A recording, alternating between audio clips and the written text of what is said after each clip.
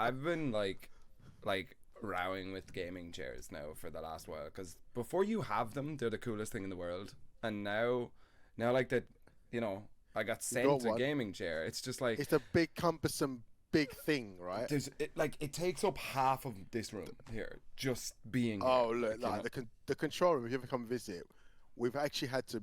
There's certain times in here, like we've got a different kind of chair. Look, like we got. Oh, I can barely pick things up. I got this chair, right? Oh yeah, yeah, yeah. These kind of chairs, right? Which are so much smaller, lighter. But see now, look, it's a gaming chair. But look. Shit, I think what I just done. The wheels, is it that they You know what? move? No, I took them off. Oh, So it clever, doesn't. It clever. doesn't. That's a It doesn't production move. manager move Yeah, right it's there. right. It's like you are not rolling because by now I'll be out of frame. Yeah, yeah, Out yeah. of frame. It's like I'll That's tell you, I took the wheels off. But you can't take the wheels off all of them really. because the stem, the neck in the middle, sometimes is lower. If you take the wheels off, the wheels basically make sure that the main cylinder in the middle doesn't touch the floor. So you take the Right. wheels off. Sometimes the cylinder is actually lower than the wheel, where the wheels aren't, and it's like right, okay. And they know what it is. Get the black tape out. It's like, tape up them wheels, and that's a real mindfuck because the players got to move, but they don't roll.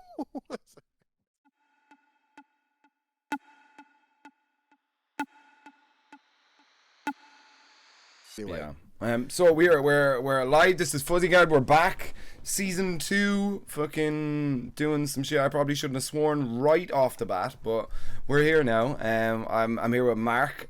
Probably the most mentioned person in season 1, I think. I've heard this. Like Who? But Who? we had Who? C4, we had Jammers. Obviously, I mention you guys a lot, and I remember you guys for the first couple of videos we didn't want to actually mention your name, like, but so we used to just say like visual platform or the twins, like there were all these Yeah, I kind heard of the code twins. words, The twins. yeah. Right. But like, I mean, basically, all of my European commentator friends came up in your camp, like you know, like you were putting them on shows 10 years ago before anything happened, like C4, like I mean even you guys had like stuff to do with Torrent and Damascus as well, didn't you? Oh yeah, arguably people say that it's with that if we hadn't done what we've done for all of them years, we're talking, God, how far back? Bit geriatric here, 45 now. 2004, I think. Jesus. I think I'll go into this. Weird thing about me is this, right? When I hear 1994 to 2004, it feels like 10 years. When someone says 2004, 2014, because there's 2000 in it, to me it doesn't sound like 10 years. But no, I've been doing this a lot, and we were doing events in it started off in a internet cafe in Harrow, which was across the road from a pub I used to work in, Yates's Harrow. Well, then one day we started doing, there's a story behind that. We started doing stuff in Yates's Harrow, then Harrow Leisure Centre, then our big one, Super Versus Battle in 2010, and stuff like that. So many people came to them because not many event organisers existed back then. That arguably we started careers of apparently Ketchup and Mustard, David Hines, Damascus and Tyler. I remember Damascus came to my event in Harrow. I never knew him, and it was Ultra Street Fighter 4. And this guy was really good with jump cancelling, hard kick into Ultra, which is hard because you can't cancel into Ultra in Ultra Street Fighter 4. So you got to find ways around of like manipulating, breaking the system. And if you could jump cancel, it's very, very difficult to do, but it took a lot of execution. And this guy, I'm like, who is it? Who is this guy? Apparently, he's lived in America. He's French, but he's lived in the States. He's lived somewhere else. He's got this combination of all these accents. His name's Damascus. So things like that now. And Tyrant he did a Cody and Bison video, and it was edited very much like Desk had done it. And we tried to find out who he was because at the time we were trying to launch a website called God, I can't remember this, ukfgc.com, Right. which was kind of a rival to Event Hubs, but it never worked because we're behind Japan and we're behind America, so we never got any exclusives. But we tried to run this website which was with a guy called Zombie Brian. He had a website called, I think it was zombiebrian.com. Anyway, we were looking for someone to do an intro for ukfgc.com, and this Bison and Cody video came out. We're like, who's this guy? So we found, what who he was.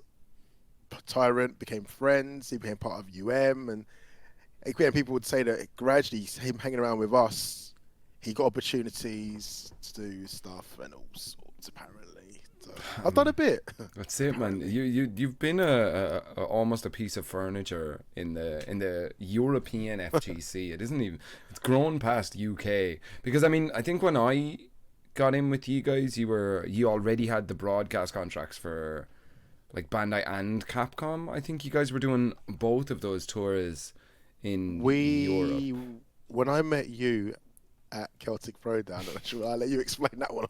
I'll let you explain that. That is by far the most. Okay, so I had been getting a couple of shows, but like we're talking about like you know, dojos basically, or the equivalent to dojos, and I'd been doing a lot of online tournaments before online was a thing. So basically I had the most commentary experience of any of the kind of new guys around Ireland. So the TO for Celtic Throwdown, AJ, was trying to kind of show me off and introduce me to a lot of people and stuff. So the whole weekend had been, Sam, get over here now, you have to meet this guy, he is blah blah blah from blah blah company. And I said, oh, how are you getting on, like, oh, what's going on? And I felt like, you know, like AJ's girlfriend or something, that I'm like, hi, how you doing? Yeah, oh no, that sounds like great. A little bit, because he introduced like, hi, this is Sam. But ding. I got, after the event, after all of my blocks were done or something, I hit the bar. And I hit the bar because I was like, all of that pressure, this was my first ever major or whatever, and it was done and it was finished. So I killed some beers, right? And I saw AJ across, and I went over, I asked his wife what was he drinking, and I think he's Jack and Coke, but I bought him a drink anyway, and I went over to him and I was like, AJ, it's fucking done, like, and he said, I'll take that, Sam, but you need to meet someone. And I remember you were standing like, I think I remember this. He was drunk. You was drunk. And I wasn't. You and I'm like, these big sunglasses and like a white sports coat on or something. Do you know something really funny? I didn't, because I think Aquaman was there. Yes, he was. Shout out to Aquaman. I'm a good friend of his as well. We worked together on that We Play project, which we don't talk about. Anyway, top guy. I thought you was him. It's the mustache. Yeah. And the glasses. Yeah. You're like, yeah. You're all Omni-Man wannabes, right? So, yeah. So yeah, I thought you was him, but you couldn't have been him because you were Irish. And I remember when he introduced you, and I'm just like, who's this? I still remember this in my head, right? Because I was... Be polite too, but who's this? I walked over and just, I think because I had met so many people that weekend, and I was just, all I was focused on was having a beer and having a good time, and I wanted business to be done as quickly as possible. So you said to AJ, who the fuck is this guy? And I said, did I read? No, I can't. Or maybe you said, who is this guy or something. You asked about it because I remember. I think I remember this. Because AJ was really drunk and he kind of paraded you in front of me. I'm like, who's this guy? And I said to you, verbatim, I said, I am the best fucking Tekken commentator this side of the Atlantic. And I'm like, what you said was, I said, I like this guy. I'll have him. Oh, you're right. I thought, so that's brazen. So, but confidence is beautiful. Like, you've got to believe in yourself before anyone else believes in you. So I appreciated that. I thought you were a loudmouth, to be quite honest. I was. Right. I was. It would have been. He's gonna go. I'll talk to him for about 30 seconds to a minute, and then I'll do the cold shoulders. He would gradually just Homer Simpson into the hedge, right? Yeah.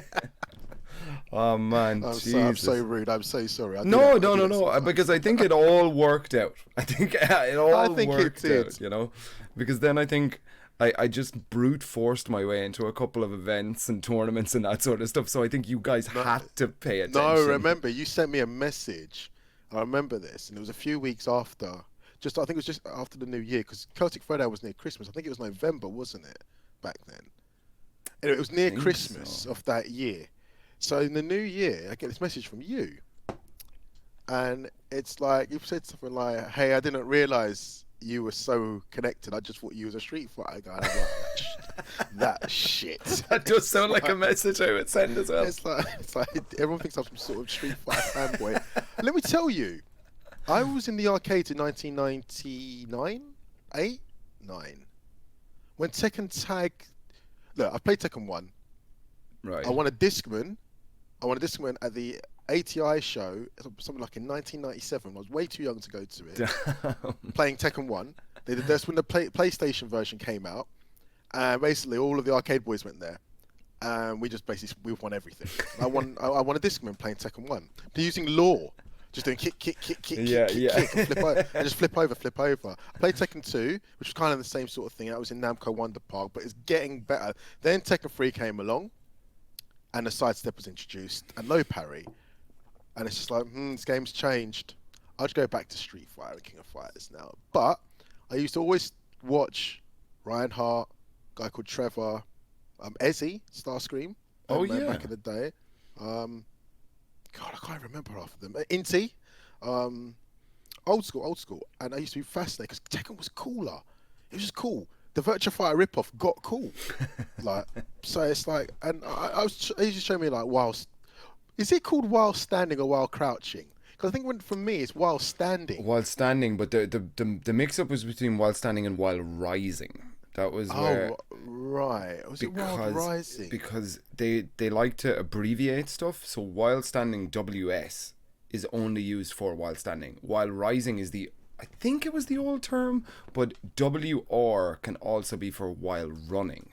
So that's why they changed it. Okay. As far as I'm aware. Interesting. So they had to change. So back there, this guy called Sid, he was like the operator. He was one of the arcade operators. He used to play the games as well. He was good. He used to play with Ryan Hart on M-Man. I used to watch Tekken. When it was Tekken Tag 1, it was in Good Street Arcade. And like Ryan and Trevor and all these guys were doing just Godfist tag, jab, jab, Godfist tag, Godfist tag, Godfist tag, tag sweep, so running slide. So people think I'm just strictly a Street Fighter guy. As my career's gone on, you've realised I'm just into fighting games only and Daytona USA. That's it. But no, back to what your message said. Oh, I didn't realise. And I went. So you got to know, did you? Yeah. And I saw your show reel, and I showed it to Richard and to Menace, and it's like he's all right. He just makes so much fucking noise. Like, if he was to curb that noise a bit, he might be a thing. And ding! That was it. Yeah. I don't hear no bell. I know you stole that name, but I didn't hear no bell. So, and now look, today is history, I guess. Yeah, I mean, it definitely that was the whole kickoff. I can't even remember what the first show that we did or anything. ICFC. Was it ICFC? Yeah.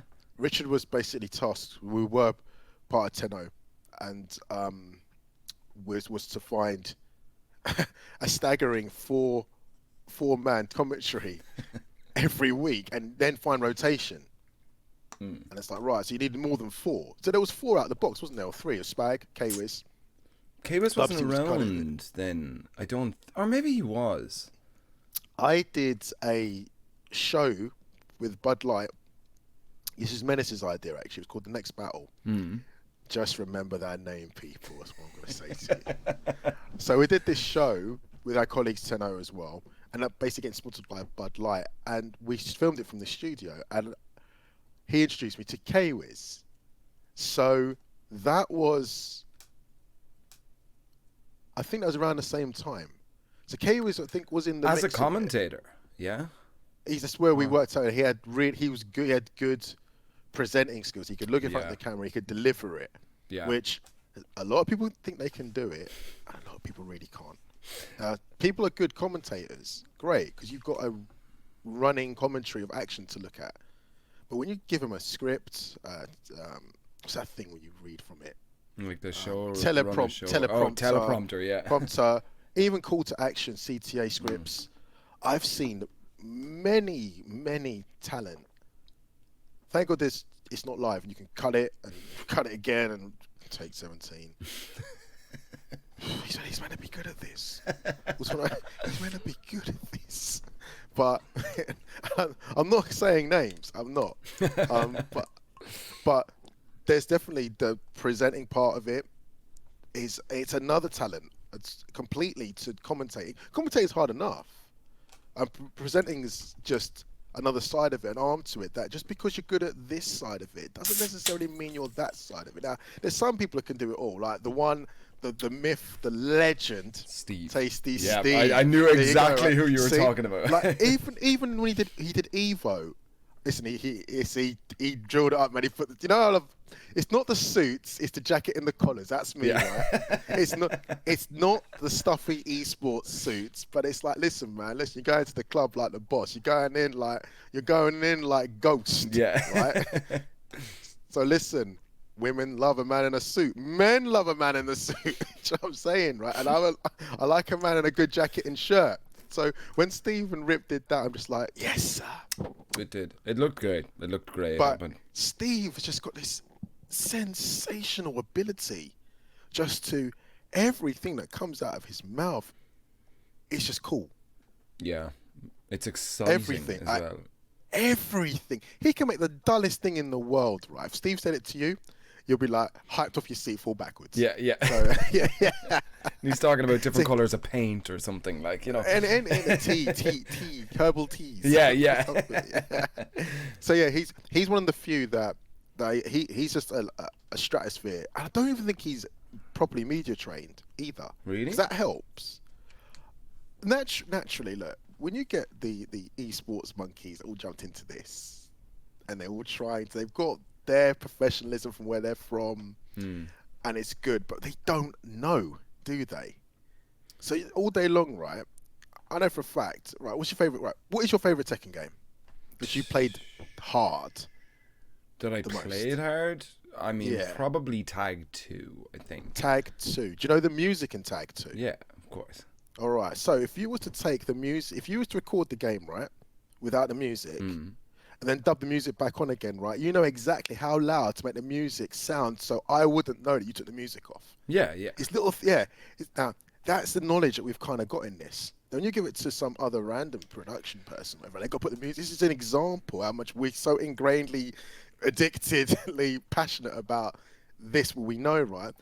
The music might not be right. Now, to them, they might not realize, but the moment it hits a community that knows, they go, why is music too quiet? Why is music too loud? Yeah. It's little intricacies like that where I think the people that have got the knowledge, the experience, and then have got the ability to maybe take that into a production level, commentary level, or just presenting level is incredibly important to keep this alive. And people like Steve and the Tenno guys and Mark, man, yourself, Spag, K-Wiz, and the new up-and-coming people that are in this, only you guys can do it. Damn, it's impressive. That's a really good analogy. Like, if you took out anything, even if you took out the hit effects or whatever, to place them back in, and it's just that weird knowledge that nobody else would have, except for the people who have been doing it or have been playing it or been watching it for the last couple of years. Like, you know. That, but to everyone else, right, that's a little bit anorak and sad, right? That word, anorak. I'm gonna put my anorak on it, right? Proud, right? With the Kenji on the back. Damn, man. But yeah, I'm sorry. I'm deviating. Where were we? No problem at all. Yeah. So the basic plan here is just let's talk about you. So I mean, me. Yeah. Like, I mean, you. How do you? Is it your bio on Twitter that says you make teams of superheroes? That's my yeah. When I was Mark Fury. Of course, yeah. And all of your PCs are named after different Avengers in the studio. Well, the thing is, you had to name something different, right? Sure. Now, I'm the hugest Tony Stark fanboy. Right. I am. Like, when he died in Endgame, I am crying. Spoilers. Well, I know everyone's seen Endgame by now. If you haven't, I don't give a shit. Right. Yeah, I am. When Iron Man died, I'm like, no. Let Ant-Man die or something. Right. Anyway. So we decided when we set up the studio, we had like a really big computer, really powerful computer, It's like, what's big and powerful? Juggernaut. Nice. What's my, because it's my computer, Iron Man. Right. Richard's a really big Captain America fan, Steve Rogers. So Richard's is called Captain America. Then we've got these little ones, like this little laptops. We called one of them Baby Groot, one of them Rocket Raccoon. We got the white one, which we called this is quite bad. We called the white one Bucky, and we called the black one Black Panther, which is, it's like. So yeah, and people come into our passing when they spectate to watch the events we're doing. Yeah, and yeah. They go, or they just, or if anyone, they go, your computers are so, yeah, they're just so coolly made. No, they're not. They're actually kind of logical, kind of obvious. But yeah, we're a bit of adventurous freaks. I'm a bit disappointed since Phase 4 ended. I don't know what is happening.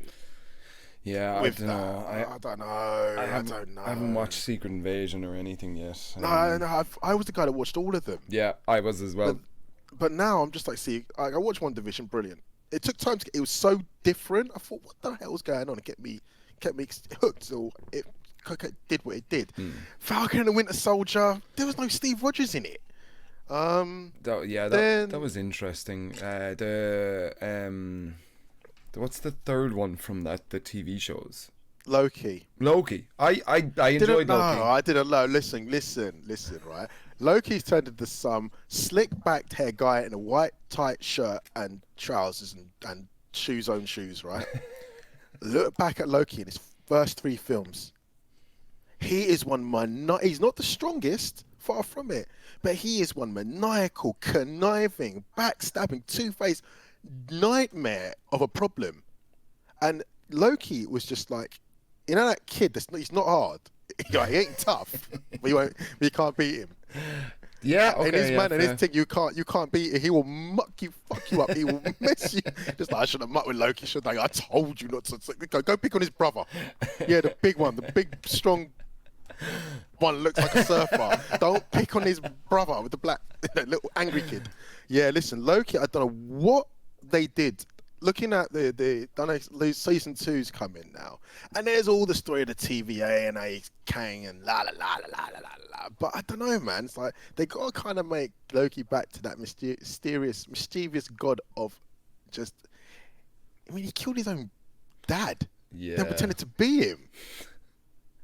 Look, man. There's two sides. There's 2 sides to the pool, right? There's the 4-foot end of the pool, right?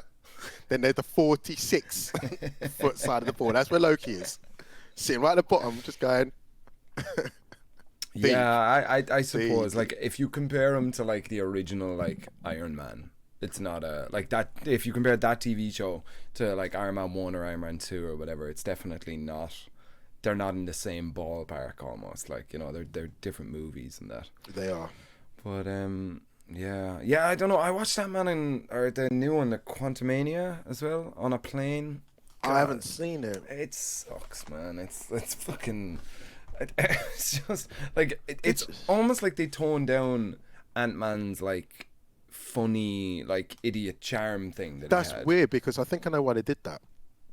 Because have you noticed in Endgame, everyone's a comedian. In Spider-Man 3,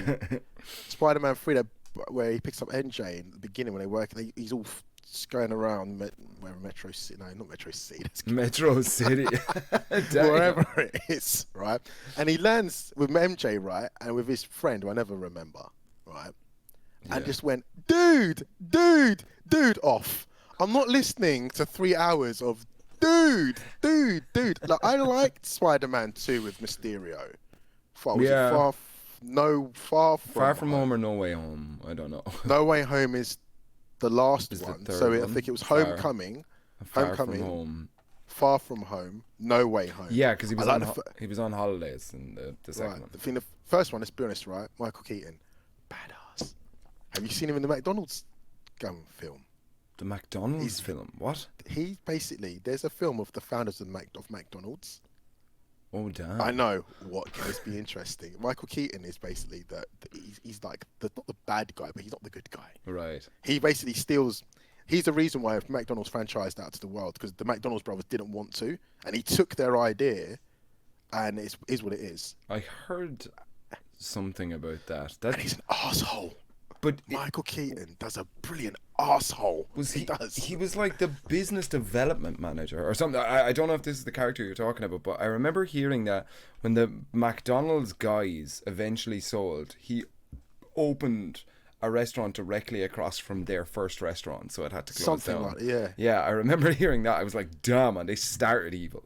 Like, you know. And he created the M with the golden Right. arches. Yeah, yeah.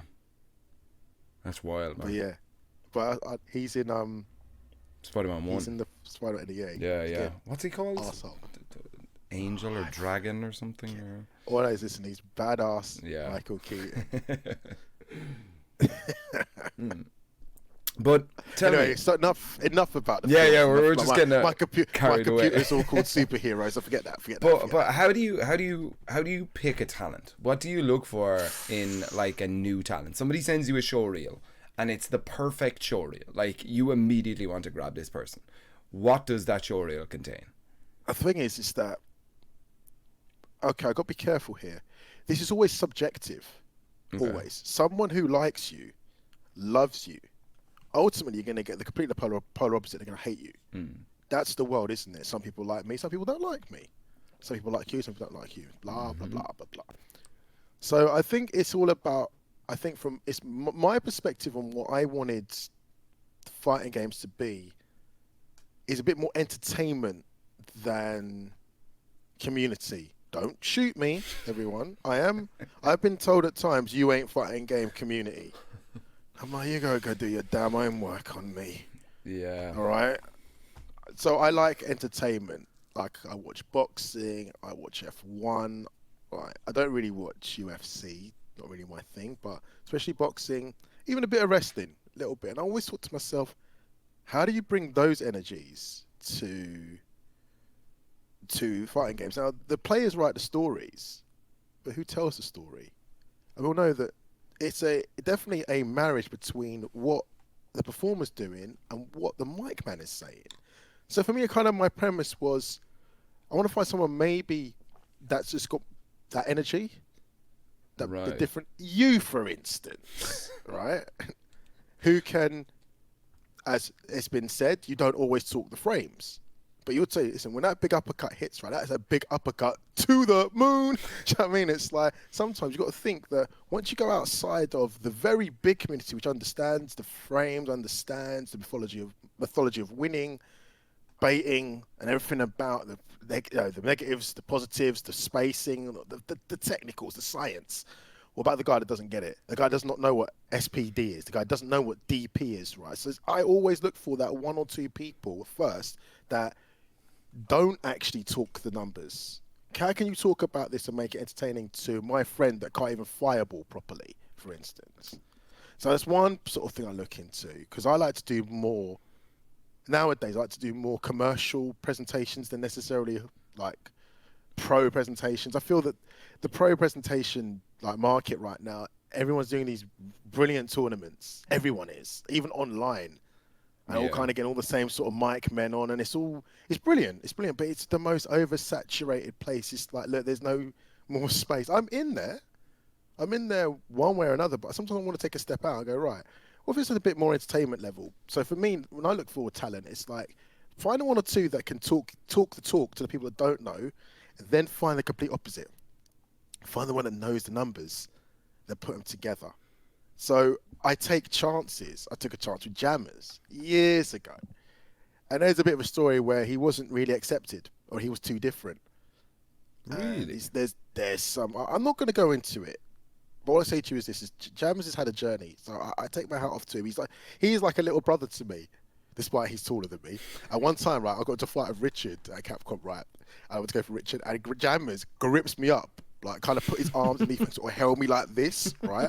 And I thought to myself, listen, he's just tall, right? I'm like, I can't move. I can't move. Like, you know what? Stop moving. He proper restrained me, right?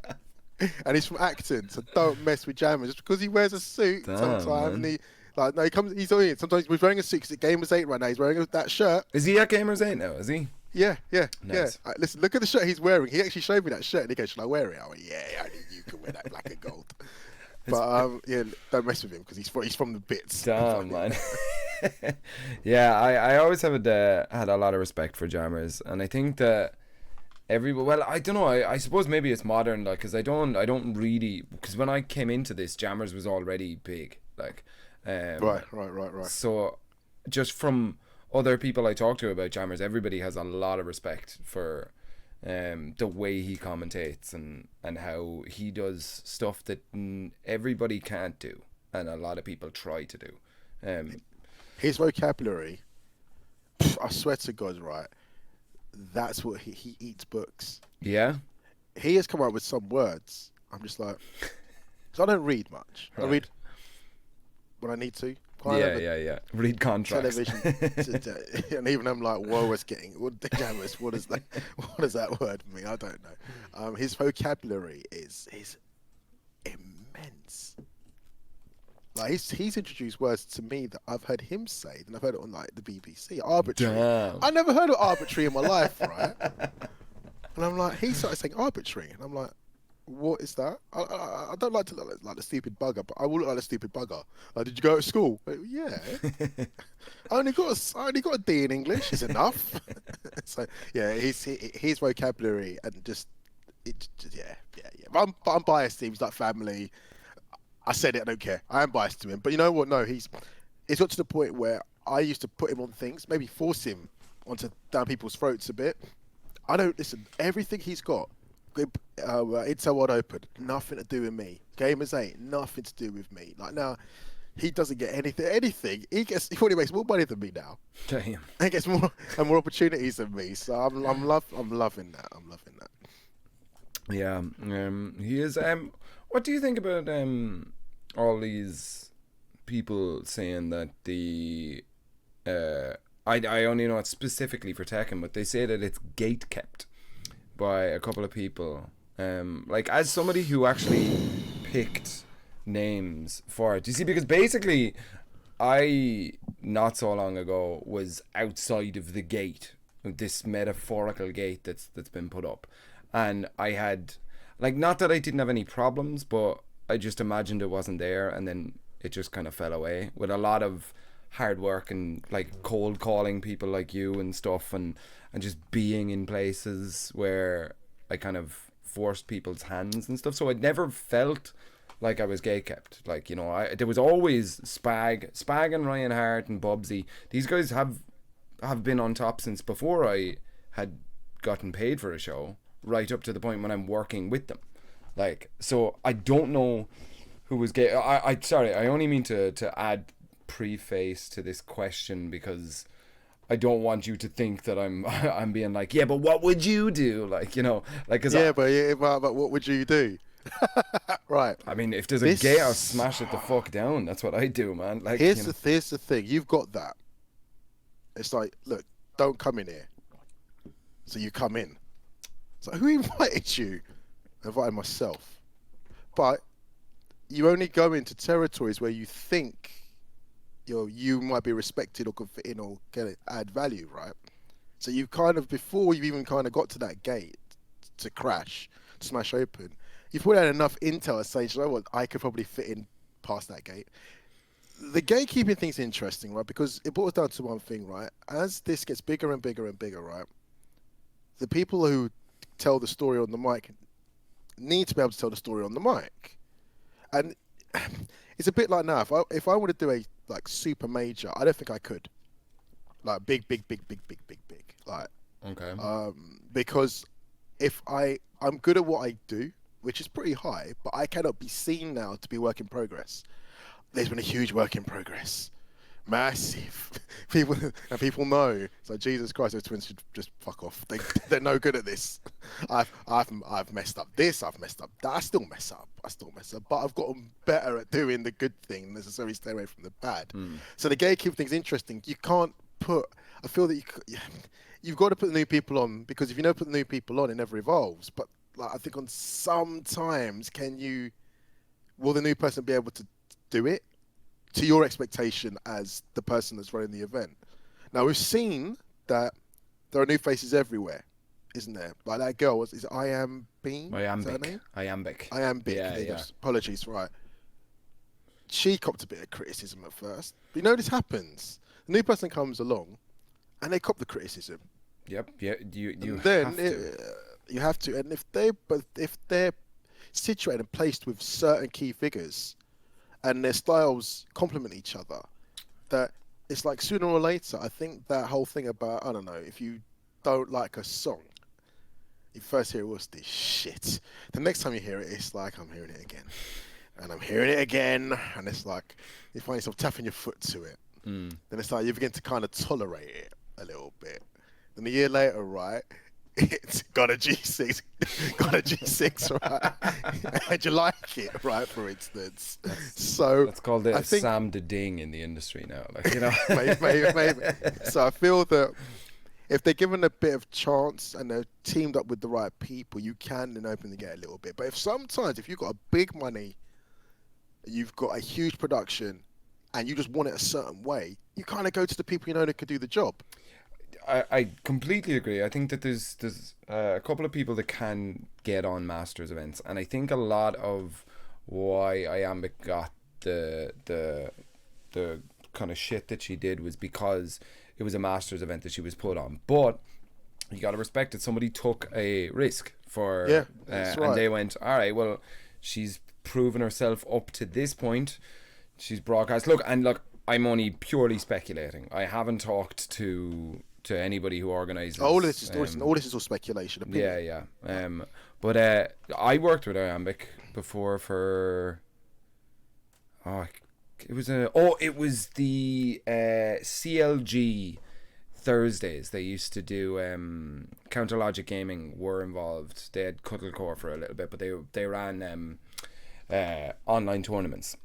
And I worked one of those with Iambic, and she's great. She's really fun. She's very energetic. She's a big fan of Tekken. I had no problem with her whatsoever. I thought she was a great That's commentator. what's important. So it's not fake. She plays. No. Girls in the space is an interesting one. I do think we need. Look, let's straight up, right? It's too many man. Too many man. We need some girls in here, right? We do. I think so. Yeah. But it's the whole thing, isn't it? It's like anything. It's like women's football. It's like women's boxing. It's like because it's so male dominated that it cops. And the stream chat is the weirdest motherfucker as well. Jesus it's like, Christ, have man. you never seen a woman? You got a mum, right? I'm not saying you look at her that way, but she ain't like you. Like, what's wrong? You have never gone to school and had female friends. All of you went to boys' schools. Yeah. Like, I just find that the stream chat's like, oh my god, it's a girl. You might have to edit this. Oh my god, boobs. It's like go outside your house. Yeah. Anyway, there's girls everywhere. There's boobs girls everywhere. Everywhere, man. That's right. And it's such a wonderful world with them, I'll tell you. Anyway. So I don't get it. This must be so much pressure because every girl that enters the fray already knows that, look, I'm one of the very, very small minority in the first place. And you're going up with some of the best talent that know this. But again, if it boils down to, look, someone took a chance, someone saw potential, and we need this diversity. Otherwise, look, we're all getting old. I mean, I'm 45. So that's why I don't look it. So I've been in this for a goddamn long time. And I feel that it's not really a good look when you don't have newcomers, youngsters, new blood.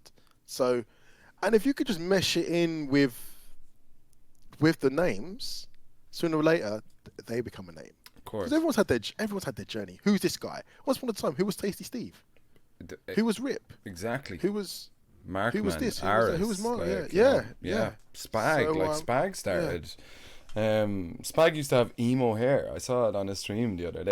His first event had this straightened out fringe, no glasses, no sunglasses, just like an emo quiff and stuff, just starting on the mic because nobody else would do it. We did. I'm quite known for EGX. Eurogamer Expo, it was called before it got rebranded to EGX. And you know what? When it got changed to EGX, right, I said to project manager, I go, what's the X? He just looked at me. He went, Expo, Mark. Oh, yeah. Anyway, we did an event. I think it was 2012, and it was a Tekken event. This is when I kind of got exposed to giving these big stages and bigger builds. Yeah. And it was on this stage where these huge, big, like 42-inch TVs, like down there. So the Dang. players had to look, and it was just like we're trying to tell the production team they're using like DVI prehistoric splitters, and they don't really understand that. Listen, we're HDMI. We need like these big screens. They're upscaling the image, and there's input lag. They're looking at me like I'm some sort of donkey. It's just like, but we had loads of people come on it, like the Phantom, Lion-O, and a guy who I didn't know called San. right, and sat down, and it's Spag. Sorry to say his government name. Edit it out if you need to, right? And his hair was down, Yeah. and he was this really quiet kid. Like he played with. Oh, I can't Did he remember. play? It might have been Eddie back then. Like, I'm not sure, but he got pretty far in the tournament. And I was looking back through the videos. I used to do this thing like we used to really sensationalize when people win with the graphics. It'd be like their name was, be like, see our two names there, right? See that whole, see that whole name container there, right? The name would be as big as that. damn, Right? man. It's like, yeah, you won. It's like you know, national lottery finger. It's you. Yeah. Why? Because you're a wanker. Right. So, yeah, and I look back and I'm like, because I worked also as well. Umar, if you know of him, I was doing the stage. Was doing it was Street Fighter 4, Tekken 6. Pro Evolution Soccer 2012. Damn. Grid 2. What? Grid had an esport? Well, no, this was this stage they introduced. This gaming show. They wanted different games. They wanted a competitive stage. So they threw in fighting games, football games, racing games. Yeah, They had these huge, like 12-foot circular, like I think it's the O from the PlayStation logo. And you sit in these huge pods, and it's got a steering wheel. It's a complete driving Damn, man. chair, everything. They had them right at the back of the show. They said, "Listen, I know you're the fighting game guy, but you got to talk about racing." And I'm like, "I'm not, mate. I don't know anything about." I'm into F1, by the way. Now I am. Right. Watch a series on Netflix. It's good. And this kid came along, and he's really good at driving, right? And there's this photograph of me giving first prize to Umar. Damn. And I'm like, I met Spag at that event. Didn't even know who he was. So I worked with Umar as well. And Umar's like, when he feel a bit more friendly, he's like, we've met before. I went, have we? I've met a lot of people. I used to work in the bars. I used to work in the bar trade for 20 years. Was I rude to you? Did I kick you out of a pub sometime? Oh no, listen. I'm not that big. I'm not picking you out, right? If you pick a problem with me, listen. I've got a whole lot of bar staff. I've got 3 foot of marble bar in front of me, right, and a door team like American footballers. Pick a fight with me. And I've been an idiot. I've done some things where I should have my teeth knocked straight out. Got into the toilet one time. This guy was being rude to me at the bar. I went to the toilet, I stood next to him, and I managed to walk out. Jesus, that's a And risky then one. he didn't say anything to me. And he came up to me at the bar. Like, you got a load of girls and a load of guys, right? I was like, who are you going to serve? I'm respectful. I try to keep, because nothing worse when someone gets in front of you in a bar, the barman, you've been there for time, and they serve that person. So I try to avoid that. But there's one time where this guy's just over there, right, and he's just not in my section. And he's just looking every time I'm serving in front of him, and he's just gone to me, F you. And I'm just like, I just looked up and I said, you want to F me? Yeah, you want to stick your thing in my... I went, you know what? I'm just like... I'm going to wreck your night. I was mad. I walked out. I got all the doormen. I found him on the dance floor. And I stood in front, tapped him on the shoulder. I'm like, what are you going to do? And I got this mountain of doormen behind me, right? They've got to back me. And I go, get out. Get out. So and I got him escorted out. And as we got rid of him, the doorman goes, don't do that again. That's a real dickhead move, that was. Like, why did you do that? It's like... Oh man, I'm just thinking of bar stories. There was one time where I was managing this bar in like the center of a city here in Ireland, and there was a lonely maybe in his 50s, man, right? And he sat at the bar for a little bit. It was That's not far.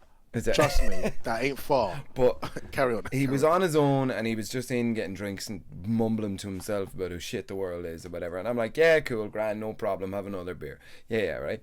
But all these tables of girls started coming in, right? Just to start their night off, we did a cocktail special. Was a 2-for-1 on cocktails or something? So it was like between maybe 5 and 7 p.m. You'd get these huge bunches of girls that would come in, have 2 cocktails, and then go like on their night out.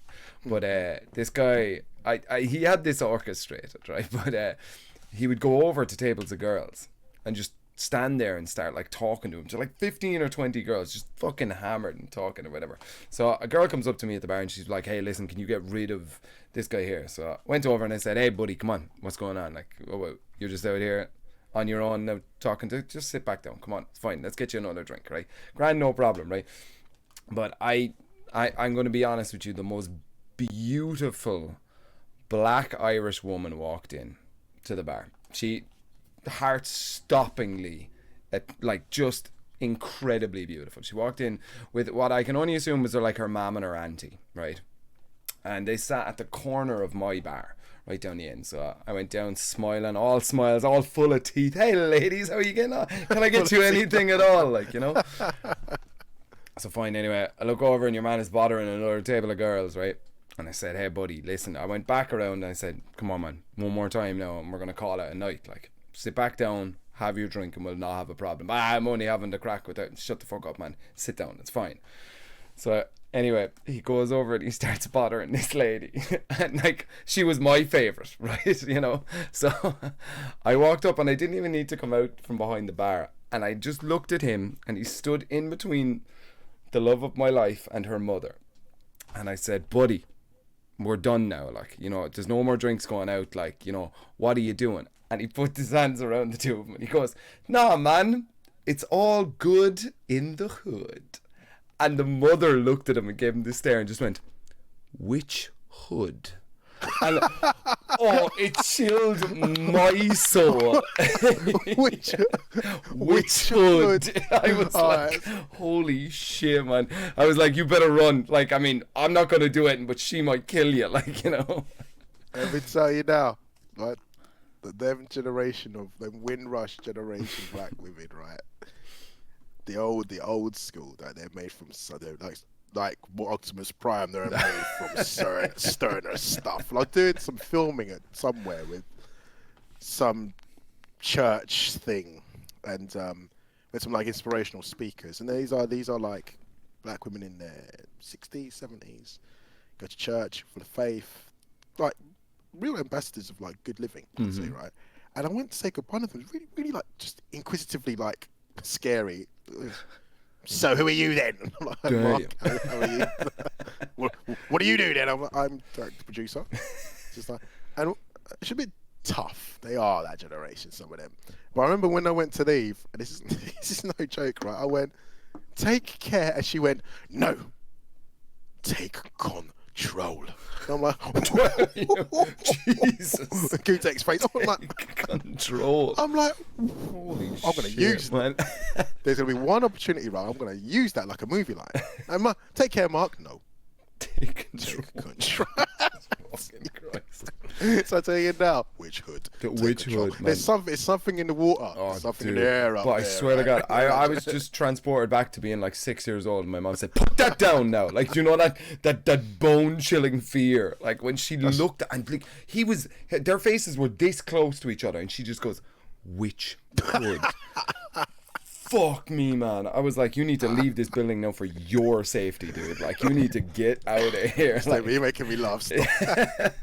It was so funny, man. But yeah, it's funny because we both came from bar trade, and where were we? It was EGX one year that we were. I think Rich as well used to work in bars. Yeah, Richard. We used to both work. And we all were exchanging horror stories about the service industry and or hospitality, whatever. See, if you was a person who didn't really have any sort of dependence or responsibilities, I arguably would say that my confidence was built.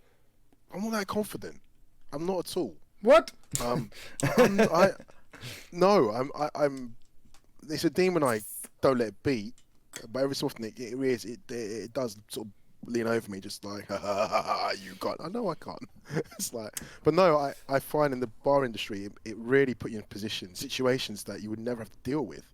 And drink, I do not know why like weed isn't this is like illegal and drink ain't, because drink turns the most mild-mannered, nicest person into the worst demon you've ever seen. Yeah. That's extremes. Obviously, not everyone's like that. So I had to learn to deal with situations which I would never have to deal in life. I think that kind of transition to, because years I was a bit of a mic man, quite embarrassing. I'm quite known for this saying rebirth, and I'd be like, I used to stand on the stage and like do all the announcing of the, and we all the way from Ireland, Dublin, we have the sophisticated Sam Didding. I don't hear no bell. He'll be facing Mark VP from West London. All right, mate. One will stand, one will fall. I have not got the answers. Let the games give us the answer. I used to do stuff like that. That's good, bro. Off top of my head. But as time went on, we had to learn to like do scripts and do stuff, and then we were going from like everything was improving. So we went from like laptops with webcams to like then HD cams, handy cams to cinema cameras to digital SLRs to working our way up to Evo, for instance. So I found that as the technology improved, the cameras got better, the sound desk got better, the microphones got better. These are the same microphones they use for F1 and the boxing. Really? Sennheisers. It's the same one, yeah? Same ones, yeah. Because So, it's funny, there must be, I know nothing about those particular ones, but every major that you ever go to, an esports major, those are what you're talking to. yeah, so even we don't think we're super rich, and we had to invest in these. They're like 600 quid each. Get out, really? Yes. Jesus. Sennheiser, I think H something 27 MC or something like that. That's crazy, man. But anyway, back to what I was saying. I found that I did a Mortal Kombat job at MCM, and I had a whole lot of script to read from or to remember, and I got dry mouth and I went to bits. Damn. And I just really embarrassed myself, and I thought to myself, nah. At this point, I could see more natural talent. This is more on the Street Fighter side of things. Logan Sama, F-Word, Tyrant, Sengan, Jammers. It's like, damn it, listen. And there's been times, there's some CPTs that I've done. There was one, when was it? Ryan Hart versus Gamer B. And I'm on the, you see, I don't know why I didn't cut it off. It starts with me on the VOD. And I said something, and I walk off, and Logan kind of took the piss. There's Mark with his tacky rubbishy sayings. Right? I don't know, fellas. And it was like it's a running joke. And I do see the funny side of it, but I'm like, yeah, you know what? Like, I'm just not as professional as I didn't want to take a presenter's course, and I can do the occasional things like groups 1, 2, and 3. Make your way to set up zones Z, Y, and D. You're in a group of 16 people. Round robin. You have to fight each other. The top 4 out of the group will proceed to the next stage. Good luck in your tournament. I can do that, but I couldn't do the rest. So I then stepped back until I became more of behind the scenes. I'm a graphic designer. I'm not a mic man. I was doing these tournaments years ago called Super Versus Battle, and it was just in these big halls. We put like the speakers at the front, big speakers, and it became the biggest echo chamber in the world. If you're at the back, at the front, it's Sam the Ding and Mark VP to set up 3. At the back, it's and it's like, but I did it countlessly. I was kind of famous for it for a few years. My generation, the OGs will know of me, and I still get them saying. Even James Banks said to me when it was that We Play Ultimate Fighting League. He said, "Come and do the mic with me on stage." Like, are you mad? That's gas. No, but you know this. I'm like, yeah, but no, I've got my own demons with it. So. Do you remember taking my slot one time? Oh, do I hate you? That? I hate you for that. You reminded me. I totally forgot about. Listen, cut this podcast. Now, listen, this guy here didn't know how to look after his voice, and his first gig I gave him in EGX a couple of years To be ago. fair, the first 4-day gig I had ever gotten in my life. My guy did not know how to pace his voice, and he was all getting hyped for it in the days that weren't important. And when it came down to it on Saturday, it was important. Gave him the mic, and he sounded like a dead freaking Thursday was great. Friday was great. Friday was great. No, Friday began. It was Friday night. It began to go a little bit, and I thought, don't just please plateau here. Don't fall beneath. To everyone, right? He grabs the mic and he didn't sound like that. Oh, I'm dying thing. I'm like, all right, cough a little bit, get it out, get the frog out, get the mic again. Oh, everybody, and you know what? So I take the mic off him, and I had to do Tekken to a casual crowd for 2 hours. He's surprised I even paid him, let alone hired him again. That was a good lesson for you, right? Totally. Good. You learn from your errors, my friend. But dude, Take it from me. and then C4, me and C4 had this row the whole time. I'm like, everybody needs to warm up and cool down. If you're using your voice, if you're making money with your voice, you need to warm up and you need to cool down. From that moment, I remember that embarrassment to be like, I am here for one fucking thing and I can't do that thing right now. Like that, that was all about. And I was like, I have a hotel that's really close. It's a huge event. As he keeps talking about it, right? He's basically building the this is the spectrum of uselessness right here, right? But exactly, like, you know. Now, at the top is you're just fucking pointlessly a waste of space, right? And it's this, you've done your job, right? And everybody, Sam the Thing went right up there in 1 minute, like bam. That was it. Hero. And it was just, I was up, I was drinking a lot, I was smoking a lot, I was talking shit for hours and hours on end, like, you know. I'm glad. Aren't you glad? Because remember, that's when EGX fell from grace completely. Because the year before that, it was Capcom Pro Tour regional final. Get in there, right? 2-time running, right? Only event organised in UK, right? If you know, you know. Thanks to my team, David Lilly, Tom Champion, Rachel Gomez, and Mike Styles, because they invested in me to make that good. Anyway, they all moved on now. WASD, right? That's the new thing, right? Anyway, plus EGX is coming back, but it's a good thing you did it then. Yeah. Imagine you did it in Amsterdam. Oof. Yeah. No, but I swear to God, I think I'm the only one. I know there's a girl called Jacelyn from America. She's actually like a vocal coach and trainer. That's her like regular Monday to Friday. And then she commentates on the weekend. She hit me up with a load of tips because it was on my regular Twitter that I was like, I was just asking, like, out of the commentators who warms up and cools down, and she was the only one that was like, yeah, it's the most important thing. Like, you know, she gave me a load of like warm up tricks and like cool down tricks and stuff. So I've been pissing everybody off, man, but I've got my own. This is my little trade secret, right? But I've got my own metal straw that I don't use for drinks. It is just for cooling down after a show. Well, you've got to find your way, because I used to do the EGX show years ago by myself. And again, it's Thursday, Friday, Saturday, Sunday. It's a 4-day show. Like, it's a long show. It's a long, and it's, you know what I mean, it got later, but it's an average. You're talking from 11 a.m. to 6 p.m. Now, your voice is not under that duress, when you're speaking to people. Yes, you can see I talk a lot, right, but not like that. And my voice broke by Saturday morning, and I didn't know what to do. So I started off saying, "Hey, everybody, welcome to EGX 2012." All right, everyone, how you doing? I'm really trying here. I can't do anything. And even the week afterwards, right? Yeah. I'm looking like this. Like, you think you're some sort of gangster hard man? No, I'm not. I'm shouting at you right now. And I was never given any advice. I've experienced it myself, that your voice you don't think your voice will do that. You just think your voice is just this recharged power cell which never depletes. Yeah. So the people that can do it, they've got a regime. They've trained that muscle, that voice muscle. They know that. I mean, Jammers tells me, honey, Honey, dude. Something. If you ever meet Jammers at an event, Jammers has He's a always got thing his of own honey, little and he honey. just Yeah. he does shots of that honey the entire time. Like, Listen, ladies, it's not because he thinks he's sweet, right? It's actually right.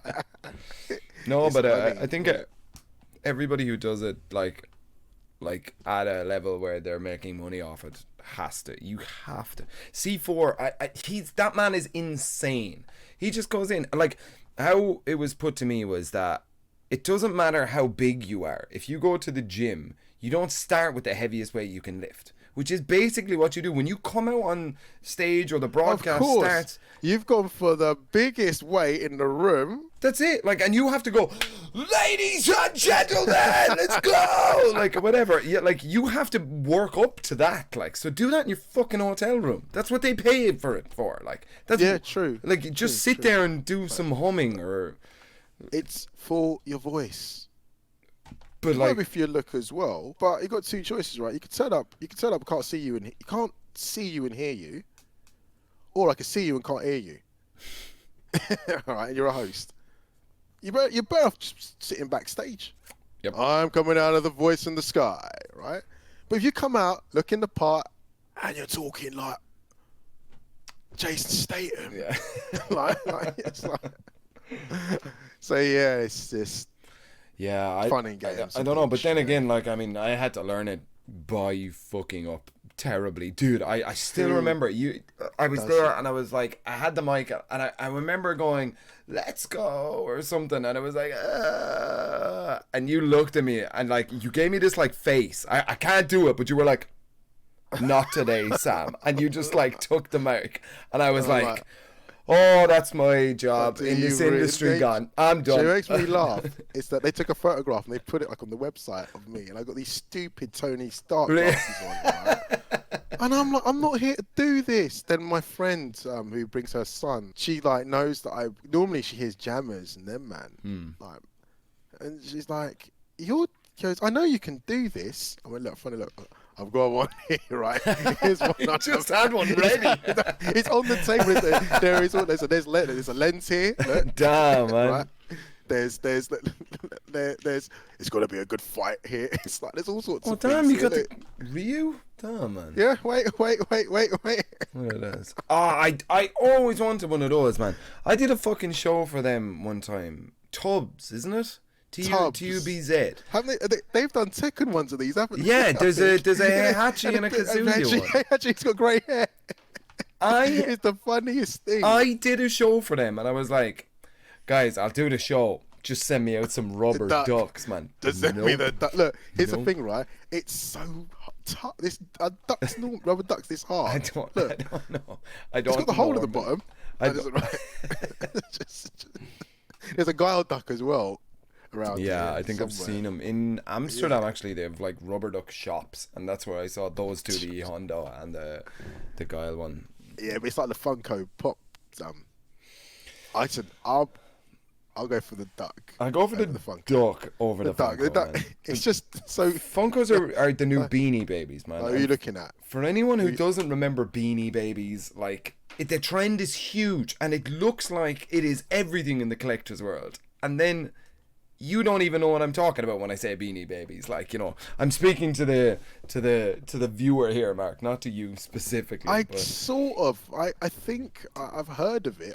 They were just teddy bears, like, but it was the same on it's this collection thing, and they would release the unicorn collection and all of this sort of Funko Pops. Yes, they do relate to your thing, but people who are keeping them boxed and like in 15 years' time, these things are gonna be. You think? Maybe. I mean, maybe. Possibly. Don't take me. I'm not. I don't read, so don't take my investment advice. My parents have got. My gran bought me this. She had, rest in peace. She didn't understand me at all. She wanted me to be a lawyer or a doctor. Disappointment. She's like, you're just insubordinate. I just wanted you to be the best. Like, I wanted you to go to Africa and mucky with the lions and you can Edinburgh and jump off a plane. No, gran. I'm kind of in graphic design. She bought me when I was 15 this set of like 30 Encyclopedia Britannica books. Oh damn, Right. the full collection. The full collection, and it fills up like it's like what? Look, my arms have gone outside the frame. Yeah. Like, each book is about that thick, right? We're talking the gold laced foiled ones with the gold. When you look at all the pages closed, it's gold on the edge. Damn, man. I've got these books. I've had them since I've been 12. My parents have got them. Right? They're up in my parents' yard, right? And I think to myself, hold on to these until I'm 65. So I've got like 20 years or so to go. Nice. Yeah. I hope that it has the Funko Pop effect. Otherwise, I'm going to burn them. I've got a cool thing here. Wait, 1 second here. So this right here is from my time now. Look, I have the Halo 2 on original Xbox, right? Still like so. This is the hard case version. Right? Oh, look at that! Wait. This is the most impressive thing about it. So when you bought Halo 2, you got a 2-month trial to Xbox Live, right? On the original Xbox. Check it out. Unscratched. Unscratched. Go in there like a Saturday night scratch card, go to your house and scratch it off. Then put it back in and don't say nothing. Yeah. Oh, actually, speaking of collectors stuff, we all get sent like a few things from like Bandai and stuff. They like just send us out some stuff like as a, you know, either a thank you or we need you to wear this on broadcast or whatever, right? And gentlemen, ladies, where is he going with this? Sorry. What's he got? No, I wasn't going to grab something. It's actually there behind me. You can't really see it, but it's this Tekken 8 thing. So this is my T-shirt for the Save the Date. Do you remember these? Yeah, they went out to lots of players. Right. So the reason is, and I'm not a collector. I don't like to hoard stuff. But the thing is because I'm in Ireland, they scheduled that whole thing so that all of the T-shirts arrived at everyone's thing on December 7th. Because it was Save the Date, which was December 8th when the Game Awards were on or something. But because I'm in Ireland and there's an extra step that has to go on, it all arrived in the UK on the 7th. It arrived in my house on the 9th. So I have a T-shirt that says, "Ask me about December 8th," that arrived in my house on December 9th. So I just put it there as a sort of it'll be fun, I'll wear it to an event or something like. But then I don't know if you've heard about this guy from Saudi Arabia. His name is Lover. He's a very, very old school Tekken player. But he actually has the Guinness World Record for the largest Tekken collection of anybody alive or something. I don't know what the actual world record is.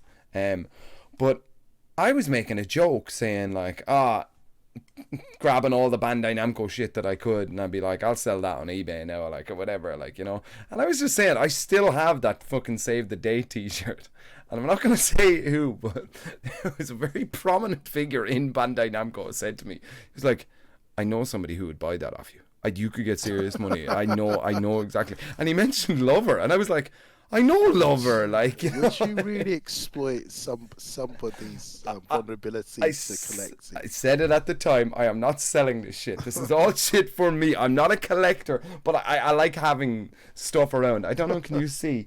I have the Evil Ryu controller holder over there that I actually got from EGX. GX. So yeah, we got a few of them as well. These little boys, man. I've also got a Darth Vader one, man. So they're quite good for you. You can put your phone on it, or you make a video call. Oh yeah. Yeah. Wait, maybe I should change the spot of this. Get out of here. That's what It fits perfectly. Yeah. What? It does. It does, doesn't it?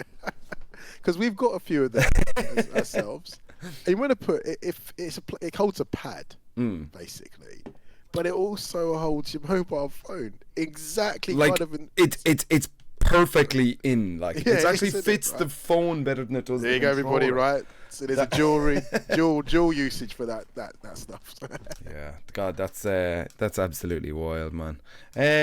listen, I might take a quick break. Hey guys, it's Drift. Thank you for listening. Please remember to subscribe and like the episode because Sam always forgets. That's definitely good to know. But I am drinking Guinness here on camera, on Oh, recording. look, well, if you're going to do it right. What have you got? You got, is that Jack Daniel's honey? Daniel's honey. Nice. Nice. I got to admit, I'm quite bad. I can drink it neat. And sometimes when we're doing shows, because I quite like tasting it, I go to the fridge, because basically the studio is my brother's apartment flat. So we converted the living room kitchen, like over there's the kitchen. Yeah. We've got 3.5 meters this way, which are backdrops and so on. But I'm coming in and I'm just opening the fridge and taking one of these. And I'm just like this. They even realise. I'm just like. It's been in the fridge so long I can't open it. Damn. It's actually, I guess it right. I'll be just talking to someone. I'll be just like, no problem at all. You see, it's such a sweet drink, man. It's so nice to drink, like neat, like, you know. I go off it now because it's sugary. I mean, people say you shouldn't drink too much sugar, and shouldn't eat too much sugar, whatever. But I do. Don't care. I don't smoke. Don't do drugs. Relatively healthy. I like sugar. Kill me. Go ahead. You're gonna die of something. Anyway, but I find this. Funny enough, I don't like Jack Daniels. Really? Oh, I like this. Right. And the weird one is there's a few of them in our country. We've got this one. Yeah, there's the original apple one as well. You got apple, and you got that cinnamon fire thing. Like a fireball. That red to us, it's horrid. Wait, is there a Jack Daniel's cinnamon? It's red. It's red. Oh, I don't know. And it's like, it's awful. It's really, like fiery. I don't like it. Subjectively, this is how I feel. But my cousin, well, he's not my cousin. He's like cousin Cornell for my birthday. He's like, "What do you want?" Just buy me a Jack. And he came around with the apple one. I thought, apple Jack Daniels, and I'm like, that ain't gonna work. He's like, give me the bottle, right? Now I actually prefer the apple one over this. Yeah. The apple one is good. The apple one is good. I have to tell you. Or lemonade. Yeah, you see, I'm a grumpy old Irishman, so like I drink a lot of like whiskies just as they are. First, I think if I'm trying a new whiskey, I'll drink it with maybe just like a little bit of water in it or something, just to taste the whiskey, I suppose. That water thing, I just feel that when you just pour water into something you shouldn't have. And you try and desperately drink it, like the water's not in it. Yeah.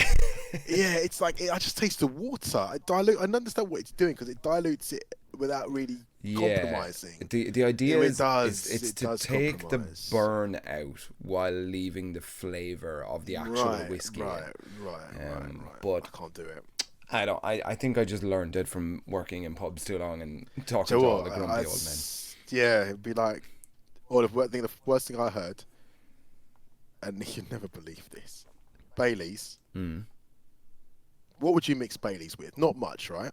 I think Baileys on ice is like milk, definitely, cream. Yeah. Milk, Tia Maria, and Baileys make a cream, really nice drink. Lemonade. No.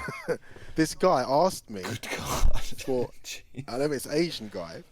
He asked for Baileys and lemonade, and I went, what? Together in the same drink. Yeah. So you know what happens? It curdles with bubbles. So I put it in a shaker, loads of ice, and I shook it. And obviously, if you shake it, the gas is trying to push the shaker off the glass. The shaker will pop, no? And I gave enough. I gave it to him, so it kind of wasn't curdled, but Baileys and lemonade, jeez. You know, like sometimes people just drop the thing in the wrong spice into a cuisine, and you get something unique. Yeah. When on earth did he decide to take his White's lemonade? Right? Is I'm a secret lemonade drinker. If you know that, right, you know that. If you don't, go find out. And Baileys, lemonade and I'm like, whatever floats your boat, my friend. But I tell you one thing, people, never put a carbonated liquid in a shaker and keep shaking it. You get a one pop, and then You your get a pop shoulder and a is half. ruined. One day, because I'm quite aggressive as well, my nature, so I'm a little skinny Right. weakling, right? So I'm shaking this thing like I hate it, right? Yeah, Shaking yeah. it like I hate it. And all of a sudden, it just went, just disappeared. I held it with the glass in my hand, and I'm like, where did it go, right? It flew off like a missile, and I'm lucky, right? It basically hit the wall on the other side of the bar. Jesus. And it was just, it's all, you know, you always get them old guys part of the furniture with like the tattoos on his fingers. He lives in there, right? When it goes to the nightclub, he pisses off, right? Yeah, He yeah. yells. And he went, Mark, what the fuck are you doing? And I'm like, goes, are you fucking stupid? Goes carbonated gas. And I'm like, you created a rocket. Oh, I did create a rocket, didn't I? I'm so glad it didn't hit anybody. Yeah. Yeah. Yeah, it's the old classic. It's like the junior bartender thing that as soon as they get into a cocktail bar and they're like, "Oh, I've got a recipe that I think will be nice," and it's usually vodka, tequila, and 7-Up. Like, and then they throw it all into a shaker and they're like, "No, this is going to be great." And you Bang! should be Like, being the senior barman, right? You should tell him, her, them, whatever.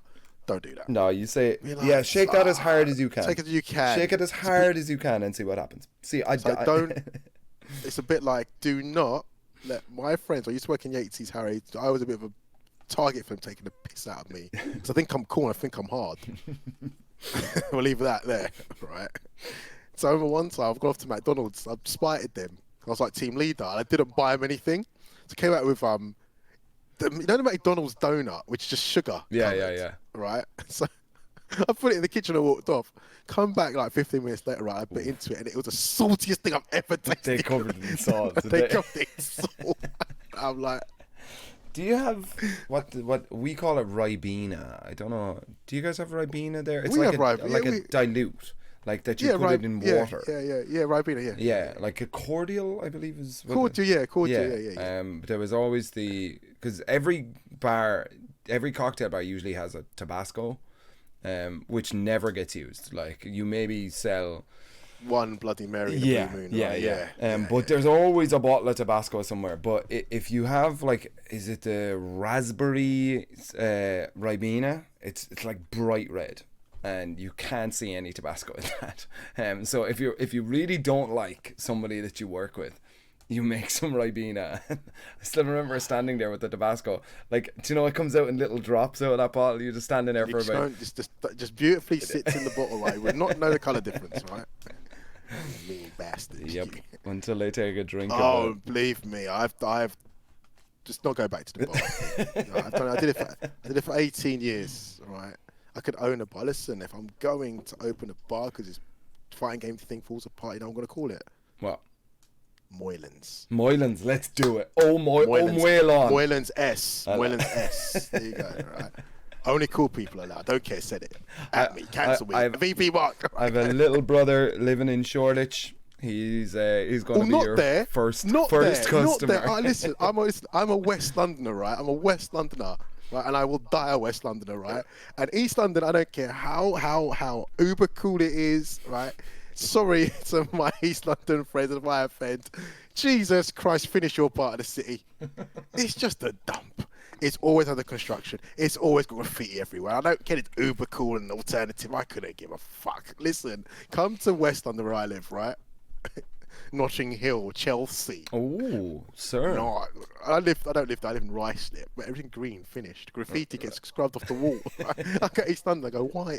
But on the flip side of East London, it's always getting developed. And one day when it finishes development, it can be pretty cool.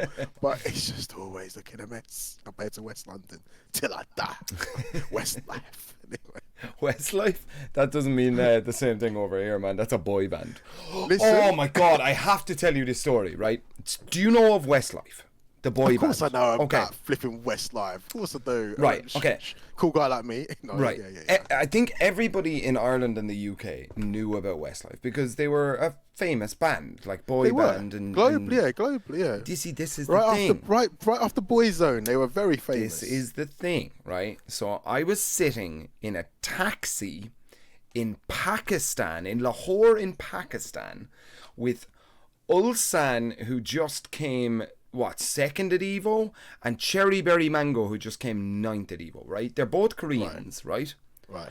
And I was just saying, somebody had asked me about Conor McGregor or something, which is a question I get a lot. Like, hey, do you know Conor McGregor? I'm like, no, I don't Of course know. I do. Yeah. No, he's my neighbour, right? But I was just saying, I was like, nobody knows anything else about Ireland except for Conor McGregor.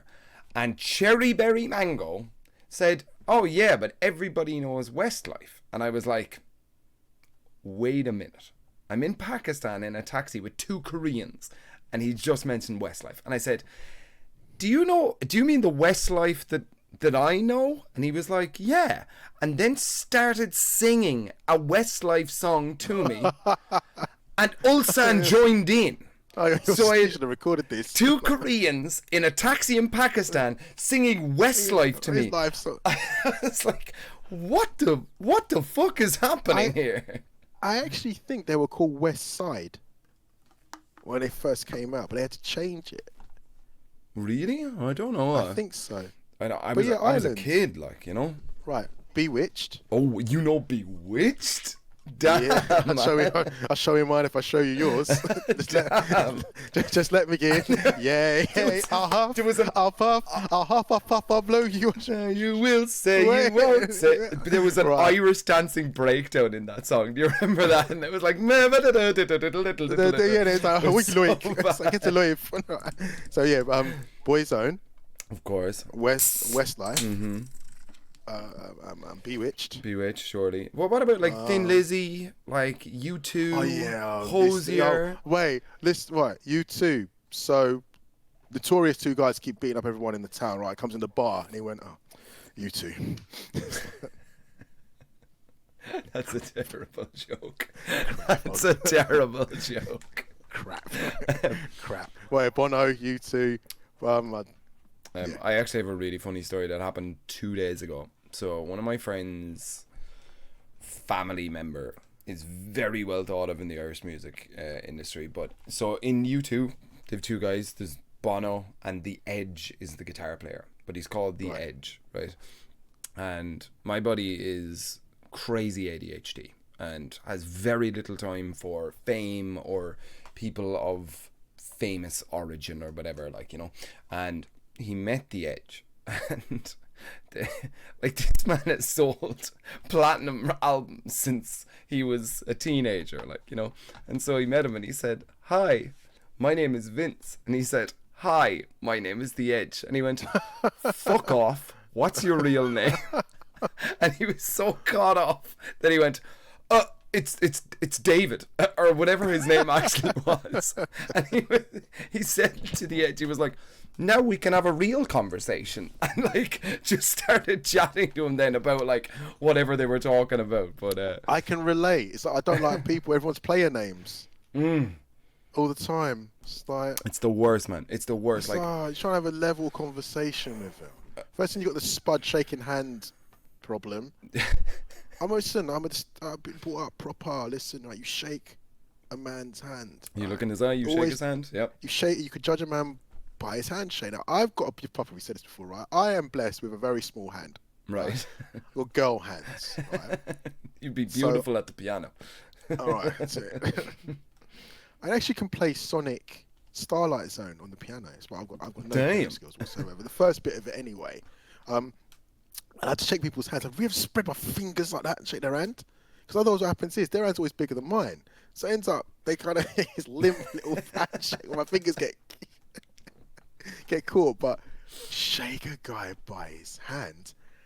And what's your real name? Now, because I've been here for so long, if I want to talk, because most of the time I want to speak to you in FGC, I want to talk to you. I don't really want to talk to your accolades. The persona or whatever. So Problem is an interesting one because Problem kind of fits, but I do sometimes call him Ben. Like I'm friends with his mum. I go to his house. Like I sat on the stream. Get out of here! Really? So yeah. He lives down in Hammersmith, not far from me. So me and Ben, like when I go to his house, I don't call him Problem. Sure.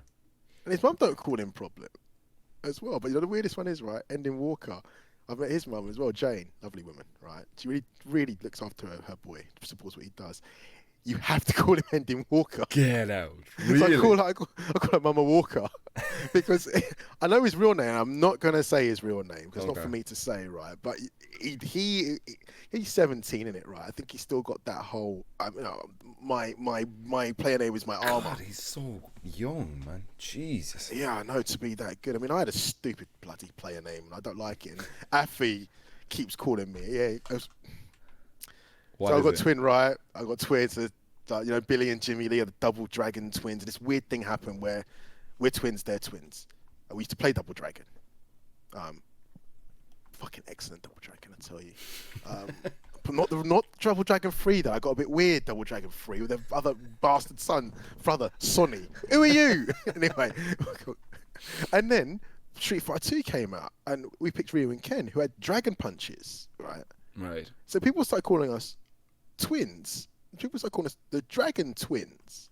Right. Now, I hate the term dragon. Despite my brother now is a community manager, and he actually called himself. He couldn't think of nothing else really, because he's like the dragon. You know, right? He sent me one time. He sent me some money on my account, and the reference was DJ Money.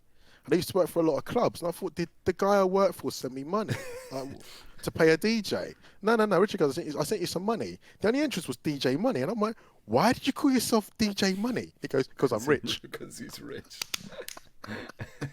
Yipe thinks that is shit, by the way. But yeah, we were the Dragon Twins, and it's like, right, we can't. We're individual people for some stupid reason. We thought that was the surname, right? Dragon. It's only the Christian name, first name. It's just what the fuck am I going to call myself? So come out with. It's so embarrassed. I'm looking down.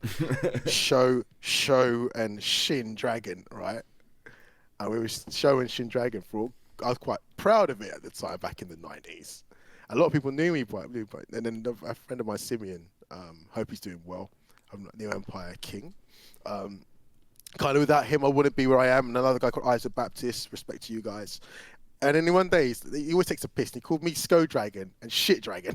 So like, Sko and Shit Dragon. It's like, look, nah. And then I got a bit older, and it's just like, I don't really want these names anymore. I don't. I shook it off. By the time Unequal Media was created. I was saying to people, just call me UM Mark. Mark UM Mark, whatever you want to call it. It was UM Mark, because everything put their prefixes before it, right? Right. But bless him, like, people like King Quaker, to this day, right, he would look up to me in the middle of, I'm talking like to show manager EGX, right? Yeah, hi, Show. I'm like, stop it, will you? Yeah. Mark, Show. They're both one syllable, bruv. They're both one syllable, right? Mark. Like you drop a really heavy thing on the floor and it thuds. Mark. Yeah, Mark. Just one time. one syllable, no messing about, right? Punched the back, Mark. I'm glad I kind of shook it off, but I think a lot of people have problems when they're like, do you know Fergus, obviously? Like, he is the best thing because his name is actually Fergus. Like, right, there you go. So like yours, Sam. You see, I was blessed, and that was totally unintentional, because I think when you make your name like that, you don't think that people are going to know it or call you by it. Like, that's just your handle, basically. Like, you know. You're that generation. I'm not. I'm from the generation when you went to the arcade. Right. So when it was people would kind of give you a name. That's where the double dragon thing is. This guy called back in the Chocodero, this really big guy, looked a little bit like B.A. Baracus, Kevin. He was a bandana, all used to work out. I remember this. I was really skinny back then. We were quite good. Believe it or not, when I was competitive. I used to guy an Alpha 1, and I was a skank, teeth nasty. And he'd go, yeah, twin, yeah, like, you've been working out. He grits up my arm so hard, I'd flex. And they'd be like, no, I haven't been working out, you have. It's just like, and people would call you, they would call you a name. Right. Because they called you a name, someone else would call you a name. Then someone else would call you. So you would never introduce yourself as yourself, because someone would introduce you as a name the community gave you. Yeah. So when it came around to the gamer tag thing, you guys really thought about it. My generation, it kind of wasn't. For me, I was kind of given the name. It's like, listen, I'm going to take my square little neck, right? Like Bart and Homer Simpson. You're called that, right? Yeah. Yeah. Yeah.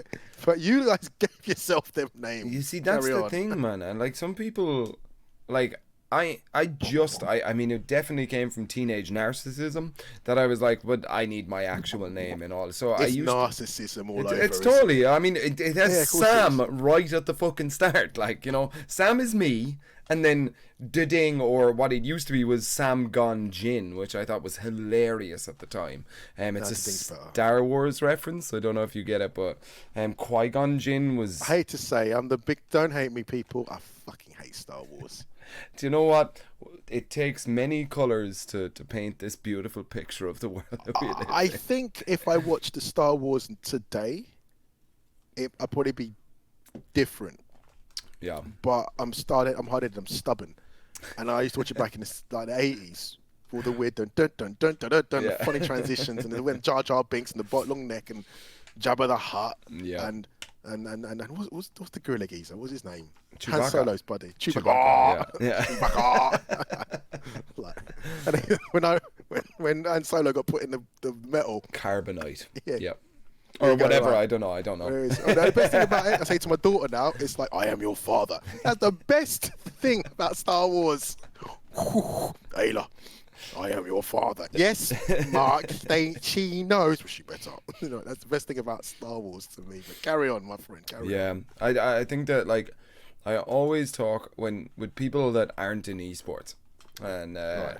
they say stuff, you know, like, they're like, oh, so how do we find you on the internet? And I said, oh, so I've got like a name, it's Sam Ding. And like, when you say that in a human context, as in, like, if we're just out in a pub and I'm talking to an accountant and you know, a security, Some professional, yeah, you know, someone, to yeah. say the word Sam Ding in that context is a very weird place to say it in, right? But they always say, oh my god, that's so weird, like, why you call Sam that? And then I have to explain where it came from and shit. But I was like, Niall, do you know Niall? Of course you know Niall. Eternal Dragon. I'm like, how does he get people to look him up? Like, that isn't even his name. His name is Eternal Dragon. But I keep saying, I'm like, I was over in the UK, I'm working with a good friend of mine, Eternal Dragon, and people are like, what is he, 16? Yeah, and I'm like, it's no, he's a fashion model, like, you know, like, Listen, Nyson, Eternal Dragon will bench squat a house. he's when I got to know him, beautiful man. He's he's beautiful.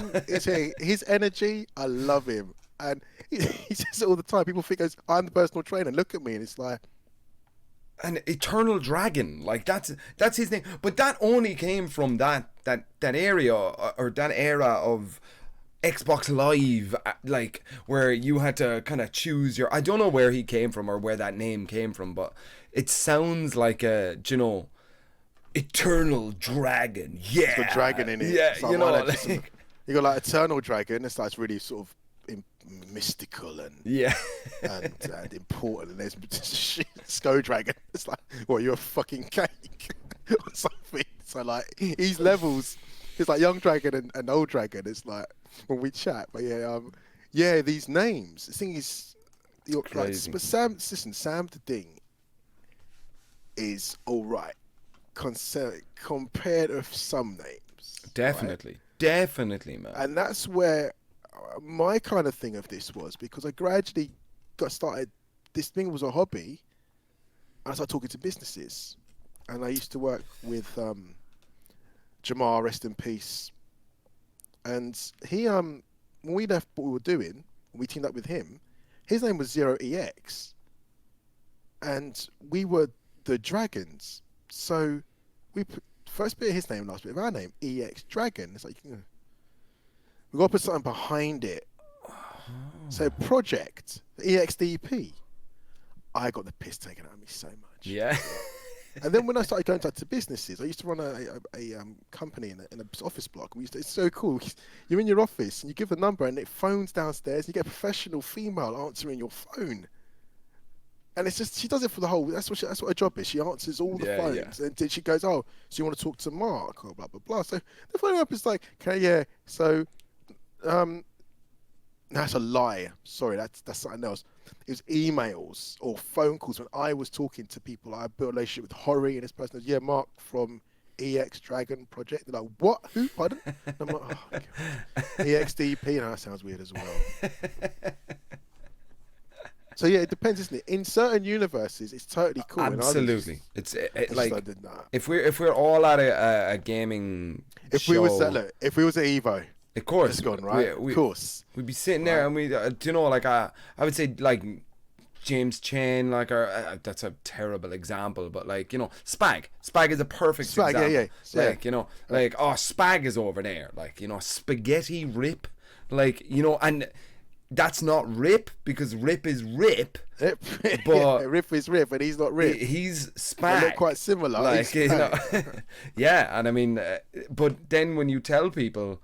Like, it's funny because my girlfriend has started picking up on those names, and I'm like, yeah, I was talking to Spag the other day, and she's like, oh no way, what did Spag say? Like it right, isn't sooner even or later, like Spag is not. Listen, Spag is not born Spag, is he? We know what his name is. Hope you edited it out earlier. Yeah, you should do. Like, if you know him, he tweeted about it. They put him, so for the credits for Evo, they put up your government name, and he tweeted the picture. So I'm good. Fine. Hassan Farouk. Listen to that. He sounds like a lawyer. Funny enough, he's got a law degree. Yep, that's an interesting fact. Very different to Spag. So yeah, I mean, like yours kind of like mine's a weird one as well now because I just got sick to death over these like. I was unequal media for shut up. You keep saying that I will not book you ever again. Go on. You've got like 4 uses, right? You had 5, you've got 4. You could use that dumb name of mine, right? Carry on. What happened there with the? Obviously, I know the story, but if you don't want to get into it, like, so, Unequal Media was the company first, and then it split to UM and VP. It was Unequal Media and Visual Platform, and when I came in first, actually that's a lie because I still remember.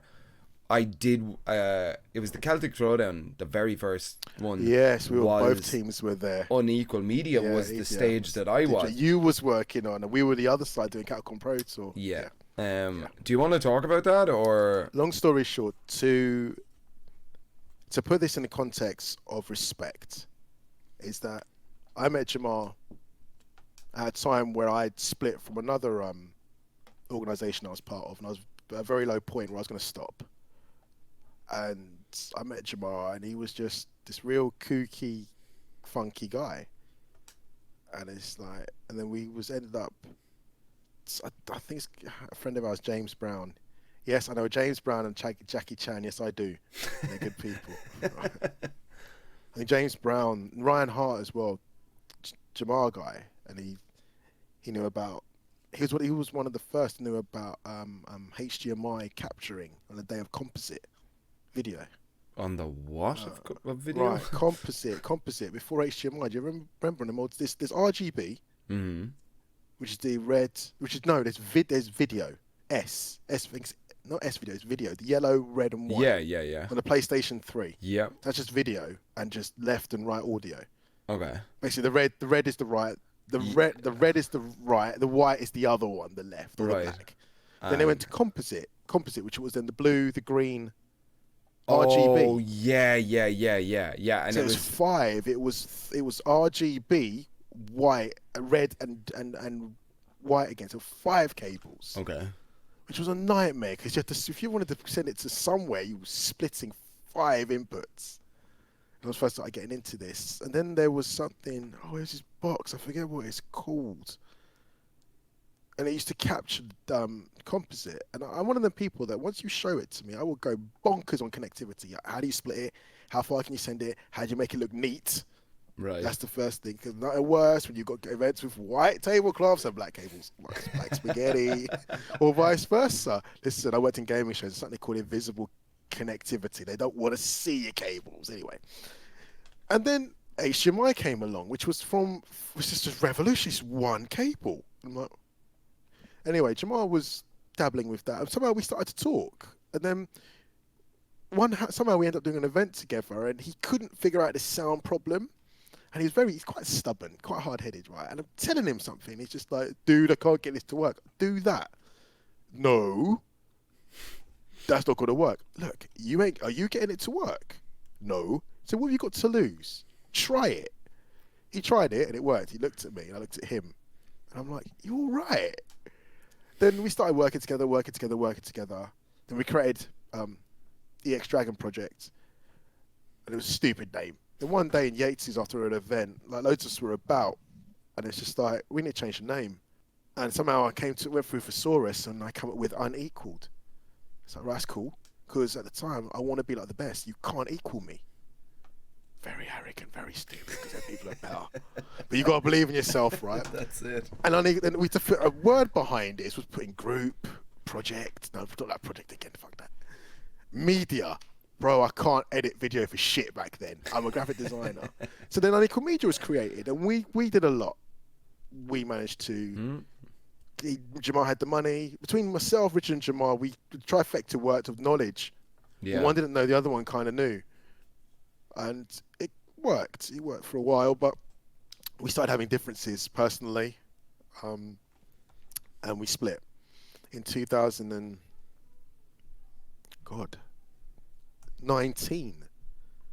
Yeah, that makes sense because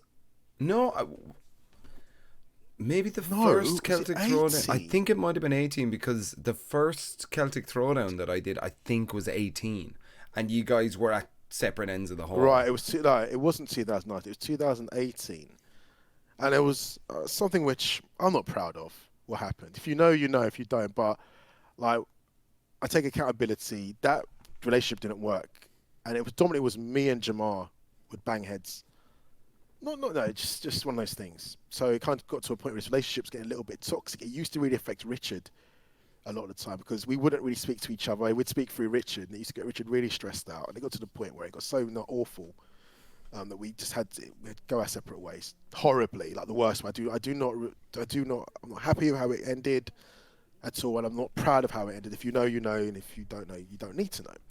So I then had to create another company. Funny enough, years and years and years ago, I was doing flyers, and I was visual platform. Right. And as I find these flyers, I used to do stuff like Bar Easter in Watford and all around Harrow and Hertfordshire. And it was VP in a circle. I remember this. And I was doing some flyer work a few months before. I was UM with a guy who used to do a guy called Monster, who does all these under-18 events. And just nostalgia of stupid reasons. I hate that industry. They never pay. Just all gangsters, all bad man. You got to fuck him over to get your money. No, not me. And this guy goes, so two people said to me, so when you bring a visual platform back? And I went, never. No, I did this flyer venture when I was younger, and I wasn't a very good businessman. I messed it up. So I don't want to be reminded of that.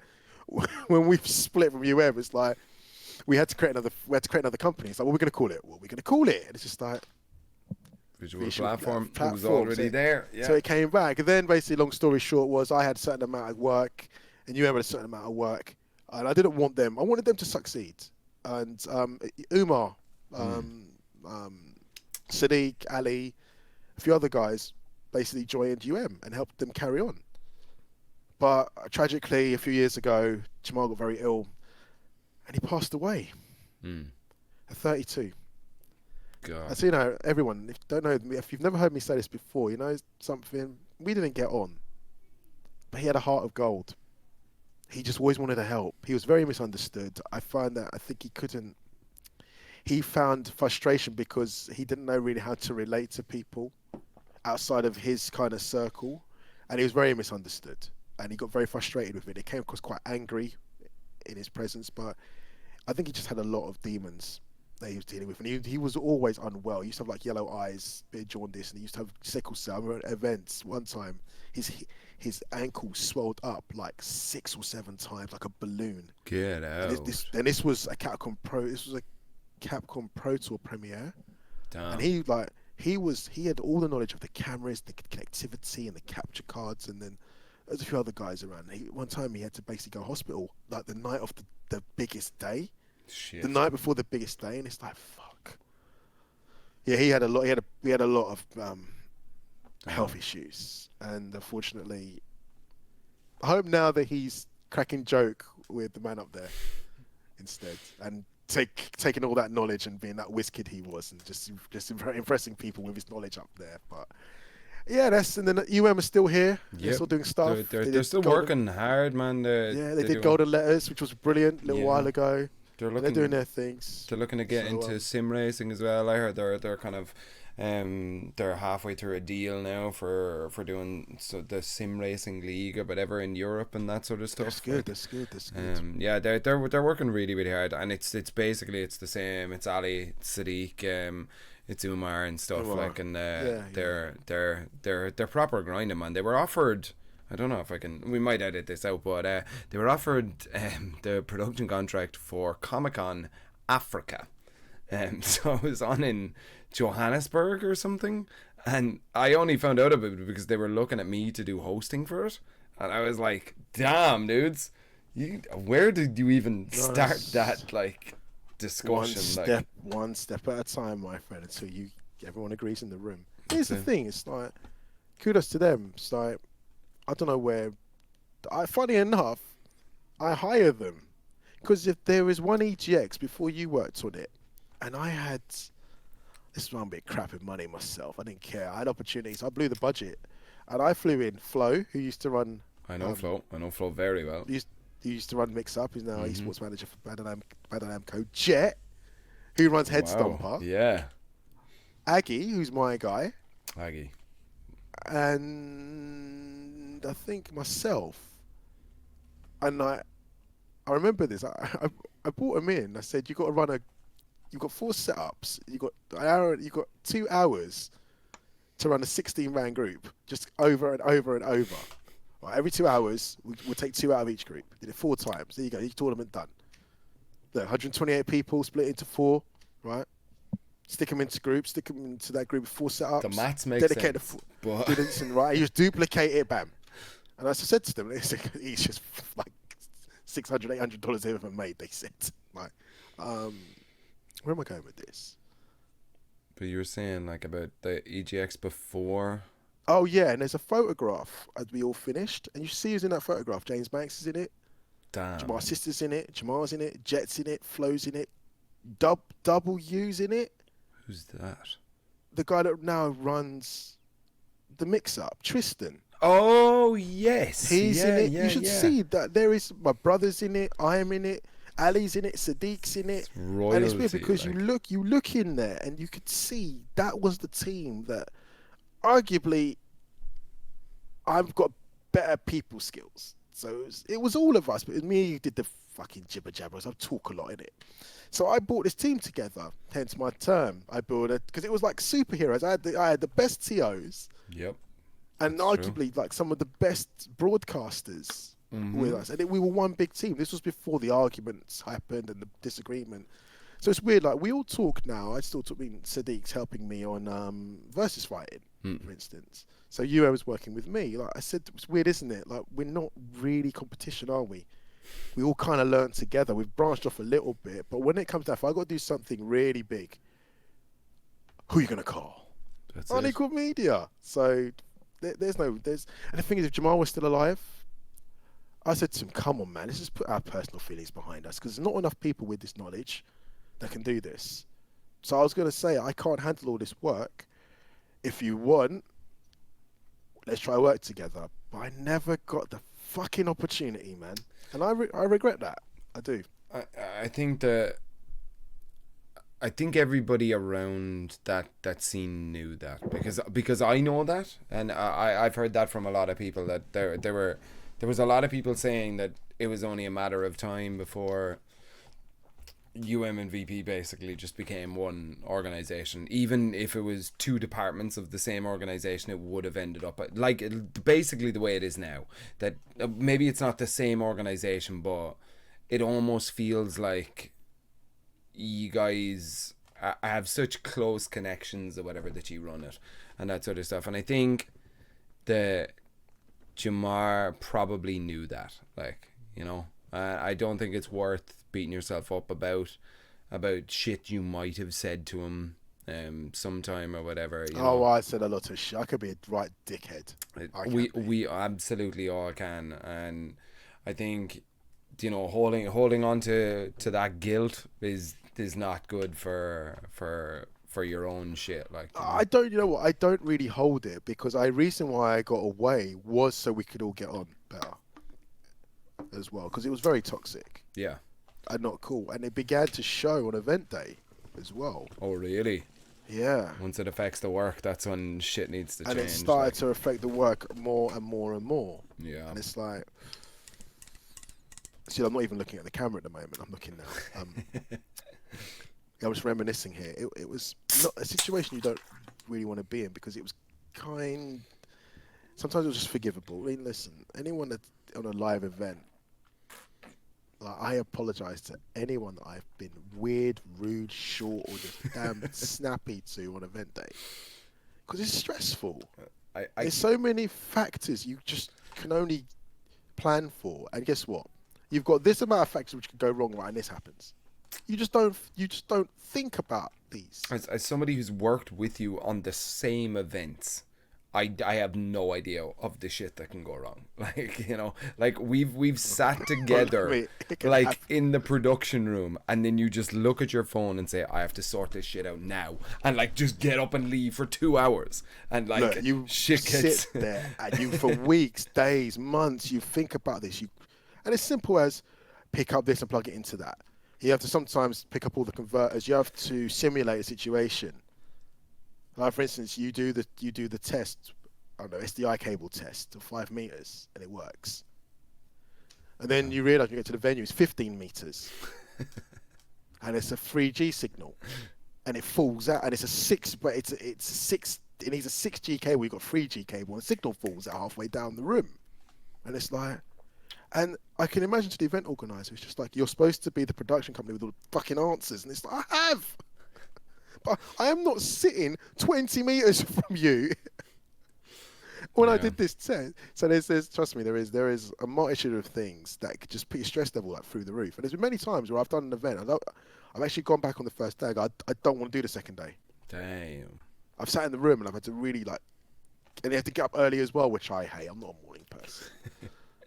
I just lay there, and it's like, okay, day 2 will be better than day 1. Oh my God. Listen, and I've done a lot. I have fucked them up. Oh, trust me. I think my only shining sort of stardom now was I helped Evo. I'll let you talk in a minute. So Evo Street Fighter 5, not this year, but the year before and the year before. Mm-hmm.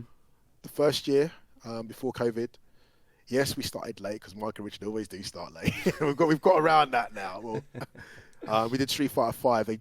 I came part of 10-0, which I'm very thankful to Chris Segg, Konzo Gonzo, and Spencer, brilliant people. They took me a lot. They took me under their wing. Rick, Hado, Mr. Evo. he kind of made it happen. It was an incredible ride. They took me under their wing, despite some people didn't want us there. He showed me a lot. They're very smart people, 10-0, they are. And they trained me up to do Evo. And I did the Evo stage for Street Fighter 5 for 2 years. And it was Gabriel, me and Richard did it the first year. I was a stage manager. That's a hard job. That's a hard job. And that was with no way the numbers are just gone. I did it last year as well, but the situation has changed. I was Helst, man like Helst. Right? Helst, New York. Helst, represent. New York. He is a fucking G, right? Because I was going to do Street Fighter. Apparently, I got thrown over to Tekken, right? And I met Helst, and I thought, you're loud and you're big. Oh yeah, because you was working. It was Rich and Gabriel were on Street Fighter. No. It was Rich and Umar were on Street Fighter. That was it. Yeah. And I thought I was with them. And the Zerp guys, like with Richard and Umar, yeah. I'm like, I'm the stage manager. And I'm like, Honzo, you told me I was. He goes, no, Mark, you're over there on Tekken. I'm you were actually the stage manager for the stage that I was commentating on. I don't want to really do I'll do it. Don't argue. Yeah, so I went over there and I met, sorry, everyone. No problem. Fiddy X, is that his name? FDX, yeah. FDX. He was, for some reason, he was part of the stage running team. Oh, he's in production, is he? Oh. He wasn't. He was basically, I don't know if he was playing as well, but me, Fidi, and another guy, really cool guy, I forget his name, and Helst. It was fucking brilliant. At the beginning, because I come along and I worked with Tampa Never Sleeps as well. Yeah. And obviously I'm pissed off, to be quite honest. Right? Okay. I've left my guys, and I've walked the other side of the hall, and I'm like, I have to be bloody friendly to these people tonight. I don't want to be. And I'm in a mood. I'm really in a mood. I am. And I'm like, oh, get out of it. You ain't got a choice. You know, like when your dad goes, you can't go there. You know what I mean, right? You're not going there today. Yeah.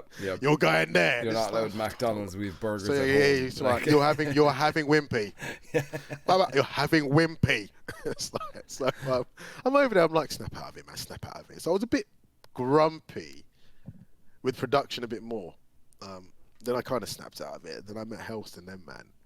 And it became such a fucking pleasure. I'll tell you now, kudos to them. I didn't work this year, just gone. Jesus Christ, there were a lot of people. Crazy. There were a lot of people when we were there, right? But look at what just happened. It was insane, man. Like I tell you, they managed to run it on time. Though they must have been murked. But a lot of people are ill. Apparently, I've heard. Yeah, there was a little bit of an outbreak. I heard Markman got COVID and stuff. Oh no, it's gone quite. It's more people are sick. Yeah, Spag was quite sick as well and stuff. But unfortunately, that's kind of the nature. If you put that amount of people in one place, But I mean, big shout outs, man. And do you know what was the funniest thing? They announced that instead of doing top 8 on the Sunday, they were doing top 6s. And when they announced that, people were like, "What the fuck?" I heard that about a year ago. Yep. And what is your reasoning behind it? I heard because apparently, is it because someone said because there's less matches, so they could put more sponsorship ad revenue in I there. just heard it was for timing for the Sunday because it's really difficult to run the top 8 for all games. Like, so you have to do Guilty Gear, Tekken, Mortal Kombat, Street Fighter, and something else all in one day because they only have that arena, for one day. For one day. So But they only did 4 games this time. What was it? I heard it's something about sponsorships. Yeah. No. Look, if you look at it, it's winners final. No, it's winners semi. It's winners quarters. Yeah. It's winners quarters. Yeah. Winners semi. They take winners final, the right? Bottom 2 or the bottom match out of losers. So it's wait, listen to it, right? So when you see it at the top, there's a lot to do the graphics a lot tonight. Yeah. So you have winners quarters, right? Winners semi. Yeah. No. Not even sometimes winners. So it's 4 in the winners bracket Winners and 2 in the semis. losers. It's winners semis. Winners semis. No, it's quarters, right? Quarters. Semis. Final. Grand final. Right. Okay. Go down. Yeah. Okay. So you've got them. You've got an extra stage, and no one can ever name what it was. It's not really a final. It's the top 8. It's the top 8 finalists, right? But that bottom thing is a losers round. What? Losers round 80. Yeah. They just losers round final 1. round 1. Yeah. So I think I heard because it's not a final, they took it out because it don't look good. And Sony only wanted to have finals apparently associated to their product. That's what I heard. That could be crap. I don't. As well. I don't know. Someone out there who knows, let us know. So like we're doing a live stream here. Hey, stream chat. If you could tweet me or Sam. Our Twitters are down there with the answer. Just please. leave it all.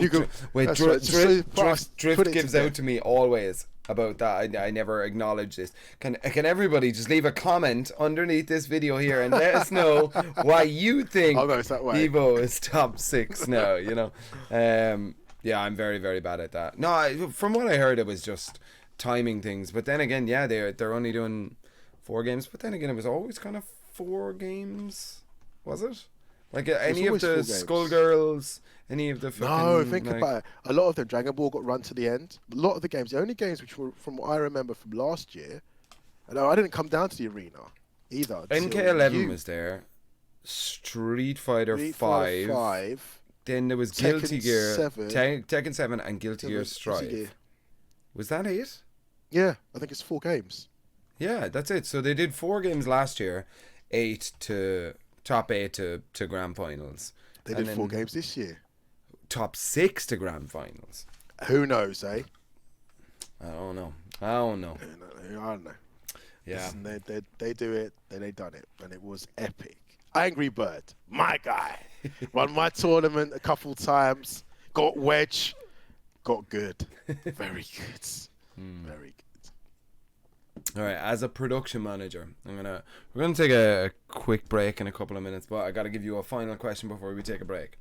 Yeah, sure. If you were given all of the money in the world and you became production head of Evo, what would you do different? Oh, that's a dumb question, man. Look, first thing, I don't think I could even with help. But I've only got a certain amount of expertise. I'm a graphics guy, and I'm not really a motion graphics guy. I'm kind of a visionary, inventor of a little bit, right?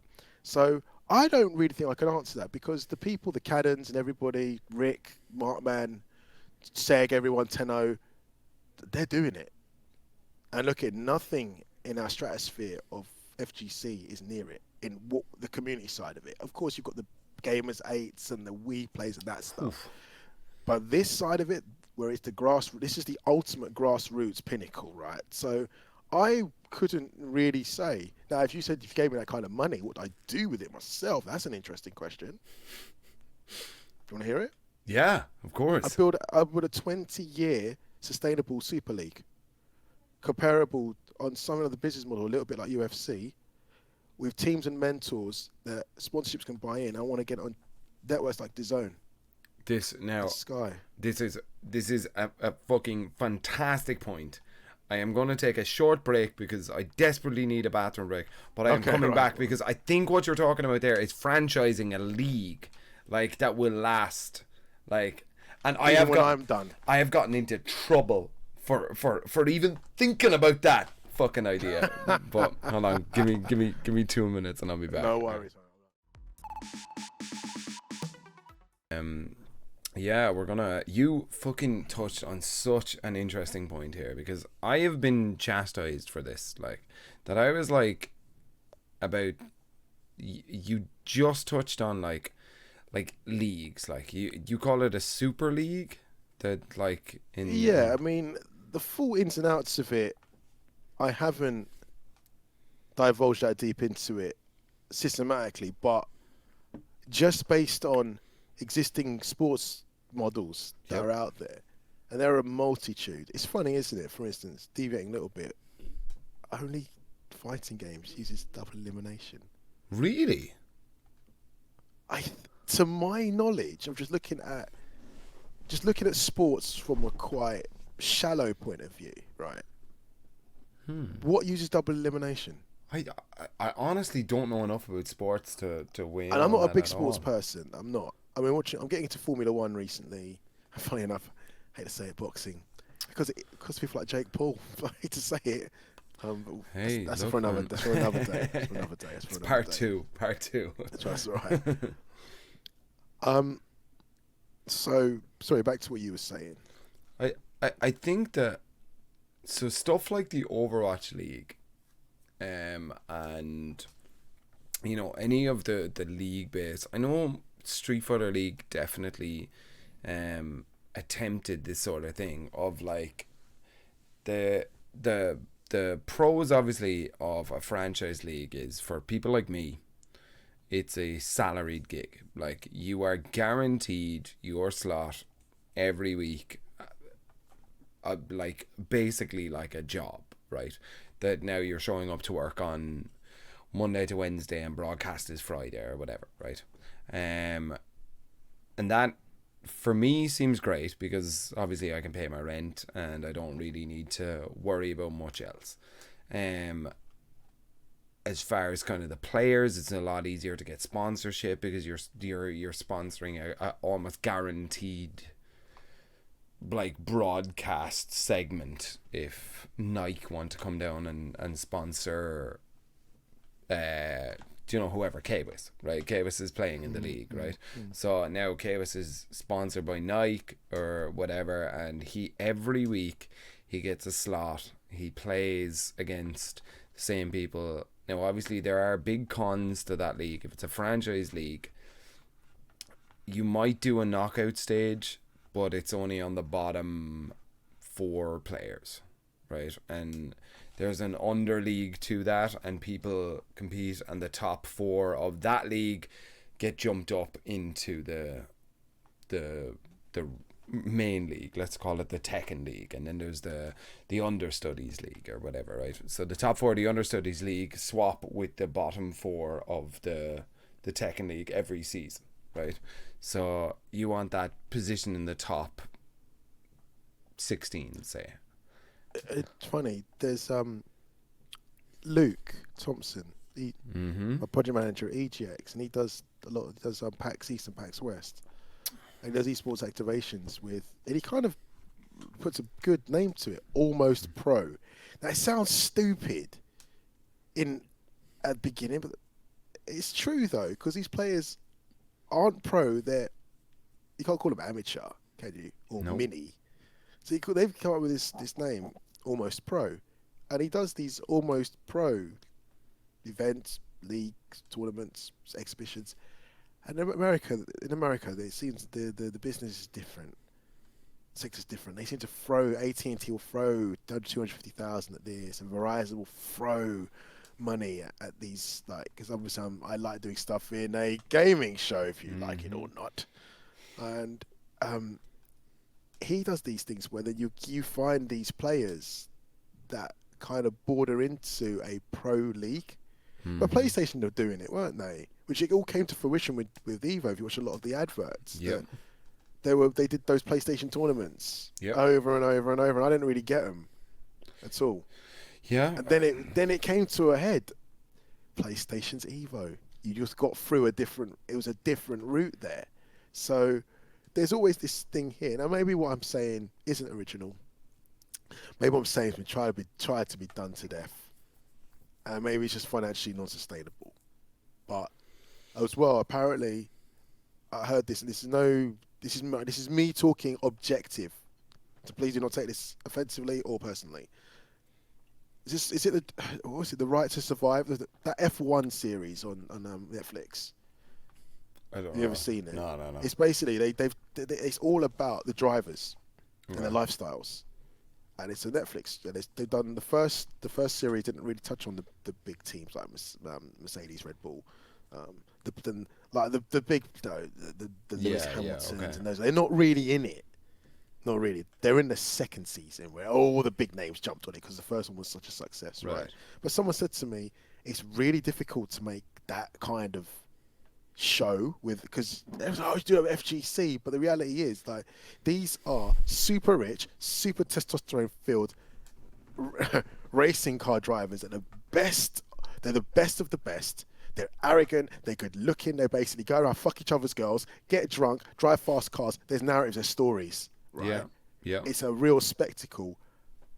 Then how do you follow a fighting game player?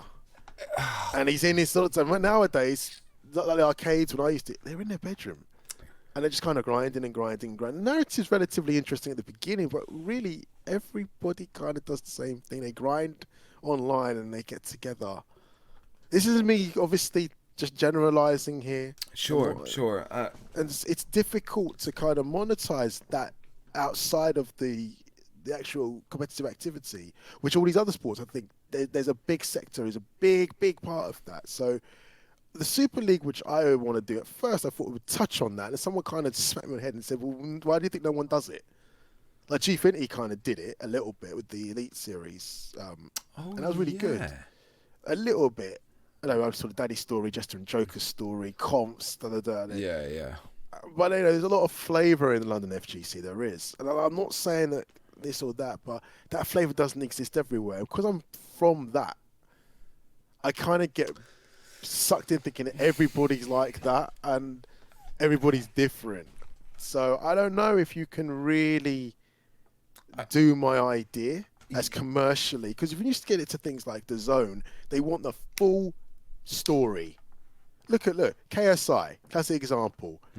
Like Jake Paul boxes up some no one boxer. KSI calls him, man. Next minute, he's like Tommy Fury, right? So Jake Paul fights Tommy Fury. Jake Paul loses. Then KSI goes, right, I'm going to knock out Tommy Fury because that makes me better than you. And then Jake Paul goes and fights Nate Diaz. And then KSI is saying, well, he's a 40-year-old MMA fighter. Like, you're like a weight class, two weight class above him. You're trying to box. I'm a boxer. So do I have to go knock out Nate Diaz to prove to you again, I don't want to fight you right yet because you're a dickhead? See these stories, right? And they hit social media and they go mental, right? FGC hasn't really got it, has it? Like that, really? Like there definitely are those stories. I think I disagree with you on the fact that those stories don't exist. No, they do exist. They do exist. But I think to sensationalize them to that level, this maybe I'm unreal. Put the ball away, Mark. Right? No. I do agree. Maybe I'm unrealistic. I think in my mind, you would need unrealistic. You would need the best like documentary director to showcase those stories, because everywhere that I've gone and everywhere I've traveled, there have been these weird rivalries and shit, because that guy is from this town and this guy is also from that town, but their dad both drives a Nissan and that makes them fucking friends outside of tournament and shit. Like there are really cool and like niche, very very niche stories, I think. And if you were looking to do something like that for a league, the problem you would have then is geography. Because if we're talking about, I think America has a much more developed local scene, that like you can have SoCal and SoCal versus NorCal, like, you know, East Coast, West Coast. Yeah. Whereas if you're talking Europe, you're talking UK scene is fucking great, but then there comes country, Germany, continent. France, like, you know, like yes, but look, there's national rivalries. Of course, but that's what I'm saying. But how would you run a league like that? Like how, like apart from doing it online, like, and I feel like online is definitely not going to get that league vibe that, you know, shit like the LCS, like the League of Legends one has, and the Overwatch League and stuff, that they fly in entire teams to have them in the same location so that the person shows up every week and they play against this guy and then they're playing against that guy or whatever, without an investment of, you know, close to $1 billion. That isn't going to happen. Somebody might have just listened to what I've just said. And this is the thing about me, right? I am not correct. Sometimes I probably, what I'm saying might come out slightly wrong. So if I sound like I've pissed on someone's fire there, saying there isn't stories, of course there is. Of course there is.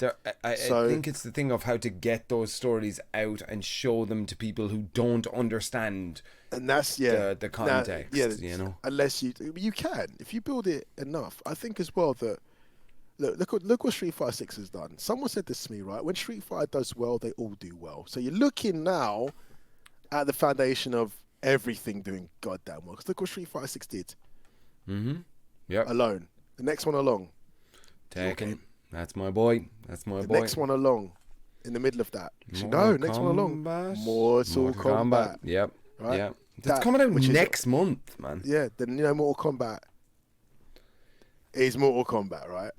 Like, I think it's a bit of a doo-doo game, but you cannot knock the... Look at that DLC list. Oh, my God. Like, that's when you got Warner Brothers money. Omni-Man and Homelander. Yep. They saw that was a popular show and they went, yeah, we'll just take that. We'll just have that. They can just say they got the money. But look at MK11, like, you know, they had fucking Rambo. You had Rambo versus Arnold Schwarzenegger against Sylvester Stallone. Like that's Warner Brothers, man. But like we're talking about fucking Warner Brothers. There was a fighting game that had Arya Stark and LeBron James in them as playable characters. You could fight Arya Stark versus LeBron James. Was that multiverse? Multiverses, dude. Versus, what's happened with that? God knows. Me and C4, first time we ever commentated together. I mentioned C4 a lot in this podcast, but I love C4. C4 is like the antithesis of what I want to do in commentary, and he is like more successful than what I do. So like, shouts out to C4. He's brilliantly him. He's my I guy. love him or hate him. He is my guy. He's- After this, I will send you his reel. His I think I've fucking seen his reel. show reel is the Real- most the 9-minute troll- one. The 9 minute, and it's full of memes. It's not a show reel. It's just fucking memes. Like the man, like there's a bit where somebody gets a KO by doing lows, and he says, "Oh, he's gotta watch his Tims," right? But instead of just saying that as a funny anecdote, he superimposes a pair of Tims on the character that's knocked out. I was like, why did you edit that in? Everybody gets that joke. Like I don't understand him, but he is fantastically Because successful. not everyone, listen, not everybody knows what Tims are. I mean, do they? fair, That's the thing. but And this is, you don't know, this stratosphere of what we're doing with fighting games is going probably to places. There are people lurking and watching, aren't there? So I think you've got to make it understandable to everyone that does know and everyone who doesn't know. dude, I met the Prince of Saudi Arabia 3 weeks ago because of fighting games. Right. Like how fucking weird. I know, it's like crazy, what isn't it? world do we live in? So the Street Fighter guys are out. Gamers 8. Gamers 8, sir. Gamers 8. So it's now Street Fighter's turn at the moment. Obviously, there was Tekken's a little while ago, right? I'm sitting here like little green-eyed monster. I'm like, Oh yeah. I want to go. And I'm like, Ryan, listen, I've got the same knowledge as Ryan Hart. I've done more events than he's done. I've got Wait. Oh, right, sorry. I was But like, he's apparently Ryan. Notice this. I love Ryan. And I'm so proud that Ryan's finally getting some spotlight for the institutional legend that he is, and I'm glad because he's got knowledge. And apparently he's the consultant. Apparently, this could be wrong. He's the consultant for ESL that knows how the fighting game thing works. Yep. And like today, he walked out with the cup. Oh, did he? Put the trophy down first, and then it's like then their presenter, I don't know what his name is, and Rob TV came out afterwards. But Ryan Hart's finally getting his what he deserves because he's legendly talented at fighting games, and he's pretty good on the mic as well. So, but yeah, yeah, he's a really cool guy as well. We hung out for a lot of the time when I was over there, and he's a very, very cool, very down to earth. Once you get past the kind of showbiz side, like once the cameras turn off, and like if you're sat with him on the desk, it's almost difficult because you understand that he's been doing this for 20 years or so. yeah, as long as me. Like, and yeah. I mean, I was definitely intimidated the first time I had to sit down and on camera with Ryan, but like, dude, he'll sit and tell you. Oh, he's got stories. Stories until you fall man. asleep. He's got stories, dude. and he says them because the way he talks, he goes real back to sort of like Londoner, like Croydon. He's from Croydon actually, not London. And it's like he's all the little slangs that we used to have back in the day in the arcade, like jelly beans and strongbows. And yeah, he gets into it, man. He gets into it. He does. He was telling me about saturated fat and pork when I was over there. I was like, I tell you, he's highly intelligent. Sometimes he's like, thanks, Ryan. That's changed my life, dude. Didn't want to know that, but thanks. No, definitely a great guy. But yeah, Saudi. Look, it's taking me fighting games. I've gone to Las Vegas. I've gone to LA. I've gone to Amsterdam. I've gone to Denmark. I've gone to France. I've gone to Lyon. I've been to Paris. I've been to Cologne. I've been to Dusseldorf. I've been to Atlanta. I've been to Florida. I've been to a lot of places. Yeah, because of fighting games. It's wild when you list it out like that. Like, isn't it? It's stupid, man. We all just like got into this because we all play video games. You know? And people forget I did. And a game I'm pretty good at, which I'm no good at now, I was pretty good at. Did you? And tell me if I'm wrong. Fucking stupid Turbo. Sorry, Super Turbo. It's dead. It's old now. I don't like it anymore. But not anymore. Were you guys not fucking not Guilty Gear? Jesus, 98, 99. What was the fucking game? Jesus. Called KOF. KOF. Were you guys not KOF guys? I was in the KOF scene a big time. No, I'm okay at KOF. Right. KOF is If you were to pick one game that, if you won a best of 3, you would keep your life, what would it? Is it Street Fighter 2 or KOF? Like it's not KOF. No? It's either, and it's a bit more specific than that. It'd probably be Alpha 2 or Super Turbo. And I'll be honest with you, I'm no good at any of them anymore. Really? Yeah, then the meta's changed. Now, when I used to play, you pay for instincts, you pay for baits, you paid for just. I'm that kind of fighter where I'm not technically good, but I can fight. I don't want like 2 rounds with you and I say bye. So when I used to compete, it was like one game went off. I don't want to see you again. Nowadays, it's the best of 3, and I see you again in losers bracket. I'm like, ah. So I'm not one of them. Like, I just need to knock you out before you knock me out. I'm aggressive, unorthodox, nuts, crazy. But that soon gets countered by smarter games, smarter gameplay, smarter game plans. So, and I just got to a point where it's like I can't invest anymore to get around execution and get around that. Because I used to play with like Ryan Hart. That's doing back in the arcades and Chocodero and like Prince, Hatim and a guy called Andre Reed and a guy called I forget, like Damien Benito and Joseph, and they like these are real old school names, and they were like demons at the game. Like you wouldn't touch them, and this was your hard-earned money, coin up. Right, one game £1. Only had £10 for the day. Damn, man. Right, that sort of thing. Yeah. So, but I just no. People know me, especially like with versus fighting. They always seem to put us into Super Turbo, and I'm quite known in the Super Turbo scene. I've kind of stepped away from it because they're all playing online. They're all playing GGPO. They're all figuring out frame data. What's a GGPO? I don't know that. GGPO was a program which has been written that allowed you to play. I think it's ROMs, Fightcade, MAME, whatever, online. Right. Okay. So it gave you online gaming for games that never had it. Right, like, online arcades, basically. Yeah, the CPS2 era. It was like Street Fighter 2 and Alpha 2 and those kinds of games. Oh, okay. So a lot of people play on that as well. And I just found that I went to like one tournament a few years ago, and they just put me in for shits and giggles because they always fucking do. And I don't even want to play. And I got schooled. Really? Different. Yeah. It happens so fast as well. Super Turbo is like mad fast. If you get bodied, it's like you blink and you're dead. Yeah. Like round 1, ooh, just like what? Round 2, ooh, da, da, da. Like beat up face. I'm like, did I even play? Is it Super Turbo that Chun-Li was absolutely busted in that No, game? for the record, Chun-Li is busted pretty much all the time. Okay. Chun-Li is busted. Chun-Li is stupidly busted in Third Strike. Third Strike, sorry. That was the one that I played a little bit at.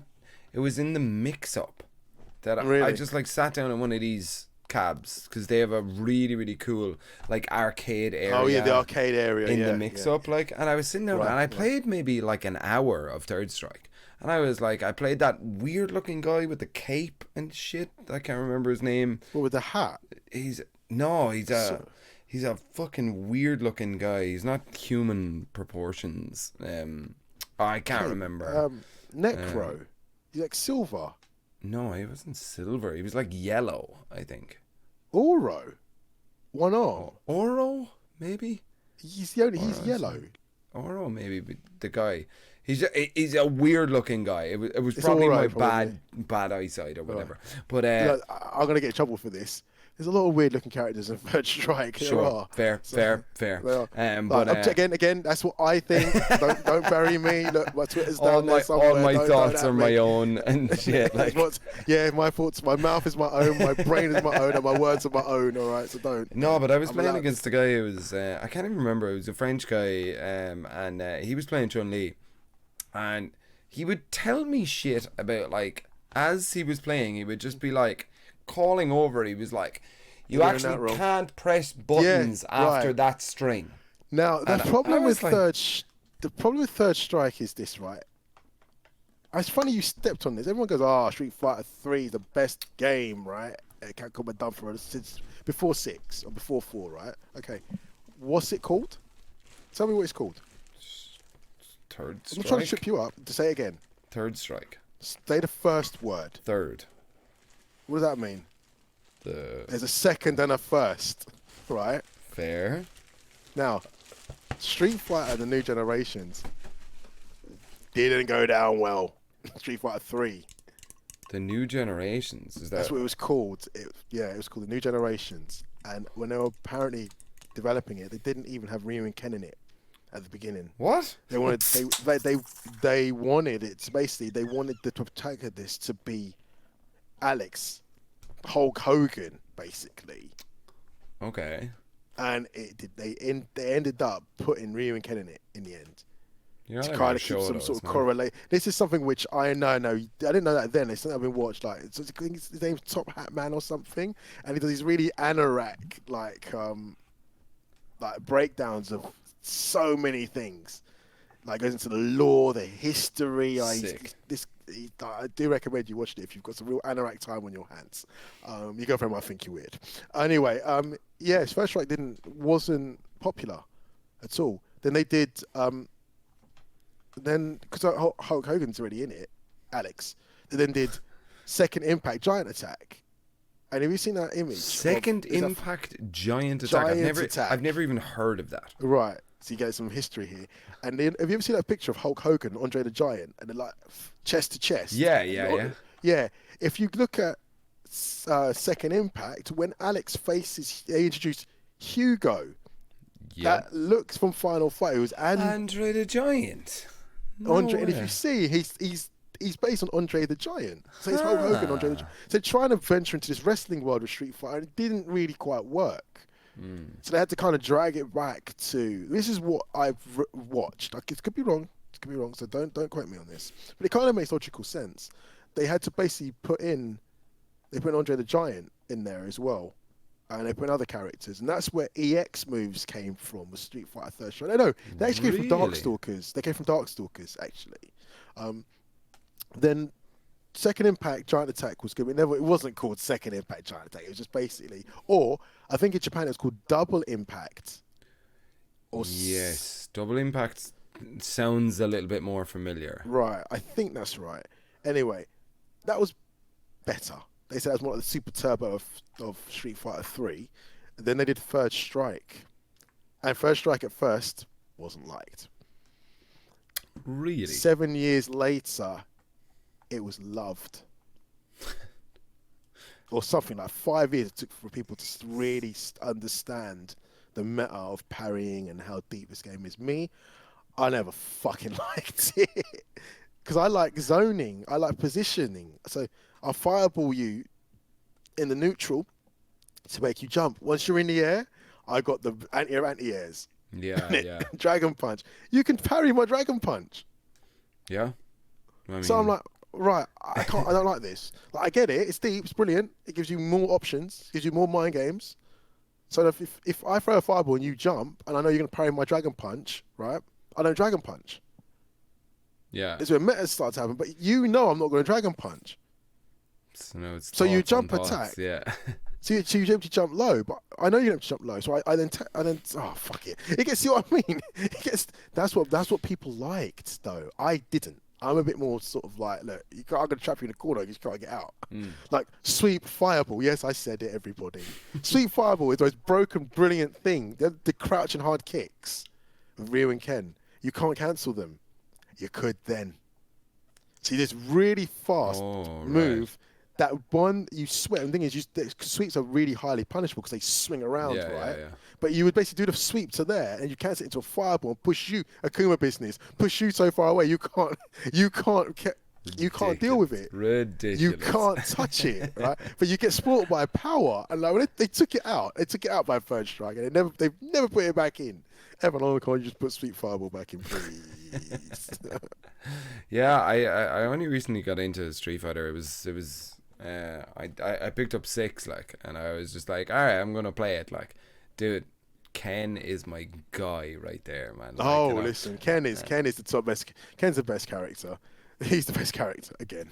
he's too much fun, man. Like, and it's funny learning different inputs, and the inputs change based on games, because obviously in Tekken we have, like, Tekken is my main game, obviously, and we have quarter circles. That's kind of like, obviously if you take out Ooh, not really. not really, They're a minority in Tekken. Of course, they're in there. of course. Sort of forwards, back forwards, isn't it? Down forwards. Yeah, A lot of yeah, that in yeah, Tekken, yeah. Like, there's very few angles or curves or whatever. But then learning a DP input at There's 30, everything. at 30 years old, when I have been playing fighting games for 7 years, was a really weird thing. That when you watch like Evo or whatever, you're like, wait, that was a DP input? How did he do that in 7 frames or 6 frames that's the thing. or something? That's where the Dragon Punch motion. Stop calling it DP. You know DP. People don't know what it is. Sorry, double penetration motion. Yeah, There you that's what go. I You was saying. see, right. The Dragon Punch,